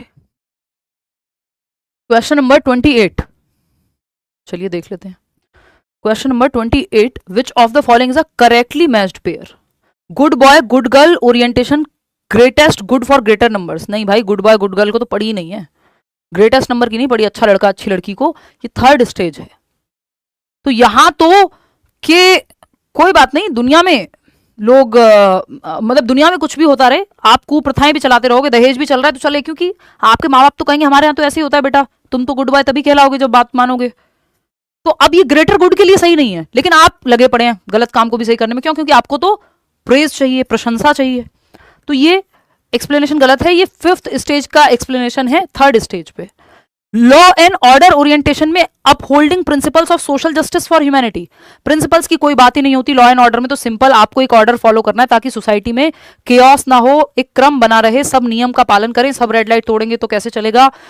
Social contract orientation, consideration of perception of others, दूसरों के धारणा पर ध्यान देना या परसेप्शन पे ध्यान देना, सोशल कॉन्ट्रैक्ट ओरिएंटेशन है। पनिशमेंट एंड ओबीडियंस क्या कह रहा है भाई? Avoidance of bad consequences. यही सबसे सच्ची बात है यहाँ पे जो सही कही गई है, क्योंकि सोशल कॉन्ट्रैक्ट ओरिएंटेशन में consideration of perception of others नहीं, अगर बड़े ग्रेटर गुड का, यानी ये जो पहले वाली एक्सप्लेनेशन है ये इसकी है 3rd की, है ना। ये अच्छा सवाल बनाया उन्होंने। तो punishment and obedience orientation, avoidance of bad consequences, क्योंकि ये पहली ही स्टेज है कोहलबर्ग की मॉरल डेवलपमेंट में, प्री कन्वेंशनल मॉरलिटी। खुद की मॉरलिटी 0 होती है इस स्टेज में। जिस चीज से पनिशमेंट मिल रही है वो चीज खराब है, जिस चीज से पनिशमेंट नहीं मिले उसकी आज्ञा पालन करो। तो यहां पे बुरे परिणामों से बचाव मेन मुद्दा है, सही वो है जिससे डांट ना पड़े, है ना। जैसे माँ बाप की आज्ञा का पालन फाइनल है ना। अगर आपके भाई या बहन से कोई ग्लास टूटा है और 3 साल के बच्चे हैं दोनों, या 4 साल के बच्चे हैं फॉर दैट मैटर, है ना, 5 साल के भी हम मान लेते हैं, ग्लास टूट गया और आपको पता है कि अगर ग्लास टूटता है तो मम्मी जो है डांटती हैं, पिछली बार डांट पड़ी थी, तो आपसे ग्लास टूटा, आपको डांट पड़ी थी, आपको पता है डांट पड़ेगी अगर ग्लास टूटेगा, तो आज्ञा का पालन करना है, ग्लास नहीं तोड़ना या चुपचाप से ध्यान में रखना है। आपकी बहन से गलती से ग्लास टूट गया, आपने जान के तोड़ा था, अब आप कहोगे कि सजा तो बराबर मिलनी चाहिए, बैड कॉन्सिक्वेंस तो मिलेगा, इंटेंशन क्या था उससे फर्क नहीं पड़ता। तो यहां इंटेंट का फर्क नहीं पड़ता भाई, कानून भी आपको एक बार को थोड़ी फ्लेक्सिबिलिटी दे देता है ना, कि अगर आपका इंटेंट सेल्फ डिफेंस में, अगर किसी का जीवन भी चला गया आपसे तो वो सेल्फ डिफेंस में है ना, अपनी जान बचाने के लिए गया है, तो वो इंटेंट देखता है। बट यहां पे इंटेंट नहीं देखा जाता, ये पहली ही स्टेज है। बच्चे को कॉन्सिक्वेंस, जिस चीज का बैड कॉन्सिक्वेंस है वो चीज गलत है, मॉरलिटी उसके लिए, मॉरलिटी में सही वो है जिससे डांट ना पड़े, गलत वो है जिससे डांट पड़े। तो इसका एक्सप्लेनेशन सही है 4th ऑप्शन, पहली स्टेज है। आगे बढ़ेंगे, क्वेश्चन नंबर 29 देखिएगा और बताइएगा, जवाब दीजिएगा। सेकंड लास्ट सवाल है ये आज का, फटाफट से जवाब देंगे आप। लेंदी जो है अब सवाल पहले से हो गए हैं, इसलिए समय ज़्यादा लगता है 30 क्वेश्चंस को करने में। ये बुक मैं सही कर दूं, नहीं तो मेरे लंदन से वापस आने तक ये ऐसे ही गलत रखी रहेगी। चलो भाई डन, OCD कहेंगे, मजाक है वैसे ये। देखिएगा question number 20, this time I missed by 2 numbers, कोई बात नहीं, इस बार मेहनत कर लो यार। जीन पियाजे एंड लेव वाइगॉत्स्की जो हो गया उस पर क्या रोना, जीन पियाजे उससे सीख लो बस। जीन पियाजे and Lev Vygotsky are similar in their belief that, पियाजे और वाइगॉत्स्की दोनों रचनावादी हैं, है ना। वाइगॉत्स्की सोशल कंस्ट्रक्टिविस्ट हैं, पियाजे आपके रेडिकल कंस्ट्रक्टिविस्ट हैं। तो दोनों की मान्यता समान है, कहां, किस बात को लेके, बच्चे के एक्टिव रहने को लेके, मीनिंग मेकिंग को लेके, अर्थ निर्माण को लेके, बच्चे ज्ञान का सृजन, एक्टिवली नॉलेज को कंस्ट्रक्ट करते हैं, ये बात दोनों मानते हैं। ठीक है, तो लैंग्वेज इन्फ्लुएंसेस नहीं, लैंग्वेज और थॉट में तो अलग है वो। पियाजे कहते हैं कि थॉट से लैंग्वेज आती है, वाइगॉत्स्की कहते हैं पहले दोनों सेपरेट होते हैं बाद में मर्ज हो जाते हैं। तो लैंग्वेज थॉट पे दोनों के विचार सेम नहीं है, अलग हैं। Culture has a profound effect on the learning, culture की ज्यादा बात वाइगॉत्स्की करते हैं, तो सेम नहीं है कल्चर पे विचार दोनों के। Development of children takes place in stage like progression, इस पे तो अलग सोचते हैं ये लोग के विकास को चरणों में बांटा है पियाजे ने, तो वो डिसकंटिन्यूअस कहते हैं, तो इसमें सेम थोड़ी है। और वाइगॉत्स्की स्टेज की बात नहीं करते, वो कह रहे हैं विकास सतत है, कॉन्टिन्यूअस है। ठीक है ना। तो children are involve in the process of meaning making, यानी बच्चों को एक्टिव सक्रिय रखने की बात, रियल लाइफ से जोड़ने की बात, ज्ञान के सृजन की बात, दोनों रचनावादी हैं तो रचना करने की बात, अर्थ निर्माण की बात दोनों करेंगे। ये सिमिलैरिटी है दोनों में, है ना, बाकी सब अंतर हैं। ठीक है, 49% लोग ही सही जवाब दे पा रहे हैं, इसमें भी इतने कंफ्यूज हो, बताओ। क्वेश्चन नंबर 30 देखिएगा, ये आखिरी सवाल है। अभी पियाजे के क्वेश्चंस कराए थे कुछ दिन पहले, वो देख लेना अभी रिसेंटली। लेव वाइगॉत्स्की प्रपोज्ड दैट, वाइगॉत्स्की ने क्या प्रस्ताव दिया है, ये सवाल है आज का आखिरी सवाल। फिर आप छुट्टी हो जाएगी, आप अपने घर जा सकते हैं, मैं अपने, हम दोनों अपने ही अपने घर हैं, मतलब हम सभी दोनों, तो कहना गलत होगा, इतने सारे लोगों को हजारों में लाइव हुए हैं, और अगर 2500 लोगों को ये कह दिया जाए कि दोनों अपने अपने घर। चलो फटाफट से बताओ, ये तो हुई मजाक की बात। डी ऑप्शन, सी ऑप्शन कह रहे हैं 41% लोग। चलिए देखते हैं, लेव वाइगॉत्स्की ने क्या प्रपोज किया है कि children's thinking quantitatively different from adults, ये बात पियाजे महाराज कहते हैं, ना कि वाइगॉत्स्की, कि बच्चों की सोच वयस्कों से क्वांटिटेटिवली, तो वो भी नहीं कहते, कोई नहीं कहता ये, मात्रात्मक नहीं गुणात्मक, क्वालिटेटिवली अलग है, पियाजे ये कहते हैं, क्वांटिटी में तो सेम ही है, amount is same, kind is different, तो ये तो बात ही गलत है। Children's thinking is qualitatively different from adults, ये पियाजे कहते हैं, ये जीन पियाजे कहते हैं कि वयस्कों से गुणात्मकता में अलग होती है, कि आप का बच्चे, आपका दिल टूटा है इसलिए आप रो रहे हैं, बच्चे का पेन टूटा है वो इसलिए रो रहा है, या फिर आप सोच दोनों रहे हैं, काइंड अलग है। आप भी दिन भर सोचते हैं, बच्चे के दिमाग में भी विचार आते हैं, बच्चे के दिमाग में विचार आ रहे हैं, आज खाने को क्या मिलेगा, मुझसे मेरा खिलौना टूट गया, उस पर रो रहा है, उस पर सोच रहा है, आप कह रहे हो मेरा दिल टूट गया, बस क्वालिटी का अंतर है, सोच आप भी रहे हो, सोच वो भी रहा है ना। तो ये बात पियाजे कह रहे हैं कि क्वालिटी में अलग है, गुणात्मकता में अलग है, kind is different, amount same है, क्वालिटी अलग है सोच की, बच्चे और बड़े की। Children have a lot of potential which includes tasks they can do with other support, ये वाइगॉत्स्की कह रहे हैं। Children are born unruly and society needs to teach them social behaviours, बच्चों में कमी दोनों में से कोई नहीं निकालता, और नियंत्रित पैदा होते हैं, उनको नियंत्रित करना है, फालतू बातें हैं। बच्चे सीखने की क्षमता के साथ जन्म लेते हैं या सीखने की क्षमता रखते हैं, ये दोनों कहते हैं। Children have a lot of potential, बच्चों में बहुत क्षमता होती है, पोटेंशियल होता है ना, संभावनाएं होती हैं, जो जिन्हें दूसरों के सहयोग से बाहर लाया जा सकता है, इसीलिए आप कोचिंग लेते हैं, क्योंकि मोर नॉलेजेबल अदर, ये MKO जो लिखा है इसकी बात वाइगॉत्स्की करते हैं, कि जो व्यक्ति आपसे ज्यादा जानता है, चाहे वो किताब हो, कोई टीचर हो, कोई दोस्त हो आपका, आपसे छोटा भाई बहन भी हो सकता है, एज मैटर नहीं करती वाइगॉत्स्की के लिए, आप में से कई लोग मेरे से एज में बड़े होंगे, है ना, वो मैटर नहीं करता इनके लिए, जो आपसे उस क्षेत्र में ज्यादा जानता है, जरूरी नहीं है कि मैं आपसे मैथ्स में ज्यादा जानती हूँ, ठीक, जिसका उस चीज में एक्सपीरियंस है वो आपको सिखा सकता है, जिसको साइकिल चलानी आती है वही तो साइकिल चलाना सिखाएगा, है ना। तो ये एक बेसिक बात है, थर्ड जो ऑप्शन है यहाँ पे वो सही है। आउट ऑफ 30 क्वेश्चंस कितने ठीक किए वो आप कमेंट्स में बताएंगे, कहीं भी डाउट हो। एक क्वेश्चन है वो अनस्टेबल और स्टेबल वाला, वो मैं अपनी नजर में ठीक हूँ उसके एक्सप्लेनेशन में, और जो आपको मैंने बताया है, फिर भी मैं ऑफिशियली एक बार चेक कर लूंगी, क्योंकि उस तरह की सिचुएशन में ऑफिशियल के साथ ही जाना चाहिए। लाइक शेयर सब्सक्राइब आप कर लीजिएगा, बैच में एनरोल कर लीजिएगा, इतने बाकी टीचर्स आपके साथ पढ़िए, और इसका जो PDF है आपको वो टेलीग्राम चैनल पे मिल जाएगा। सिर्फ डिटेल में पेडागोजी पढ़नी हो तो पेडागोजी स्पेशल ज्वाइन कर लीजिएगा, लेकिन सीटेट के लिए मत कीजिएगा, क्योंकि सीटेट के लेवल से बहुत ज़्यादा पेडागोजी बैच में पढ़ाई जाती है बाकी एग्जाम्स के लिए। ये PDFs और बाकी की PDFs आपको टेलीग्राम चैनल पे कल मिल जाएंगी। और इसके अलावा आप आउट ऑफ 30 कितने नंबर लेकर के आए वो बताएंगे। और अब हम मिलेंगे 8 जून को, है ना। नेक्स्ट क्लास जो होगी आपकी वो शायद मैंने बताई भी है, बैचेस में भी आज बताया ही है, लिखा होगा कहीं तो। हटा दिया था, अच्छा कोई बात नहीं। तो बैच में एनरोल करने के लिए आप करियर लैब डाउनलोड करेंगे और टीचिंग एग्जाम्स में जाएंगे। सीटेट का बैच हो चाहे। नेक्स्ट क्लास आपकी 8 जून को होगी, मंडे, यही यूट्यूब वाली 9 बजे। बाकी बैचेस में जो क्लास है उसका टाइम बता भी दिया है, कुछ एडवांस में भी वीडियोस मैंने डलवा दिए हैं, वो सब मैं पढ़ाऊंगी भी लाइव आके। बट ये है कि वो कुछ टॉपिक्स ऐसे हैं जो या तो सिलेबस में नहीं है तो आपको पढ़ लेने चाहिए, जैसे यूपी टेट में है, या एक्स्ट्रा में जिनके पास समय है रिवीजन तो आप करेंगे, तो आपके पास उतने दिन पढ़ने के लिए हो। बाकी टीचर्स तो लाइव पढ़ाएंगे। Happy journey ma'am, thank you so much जी, सी यू।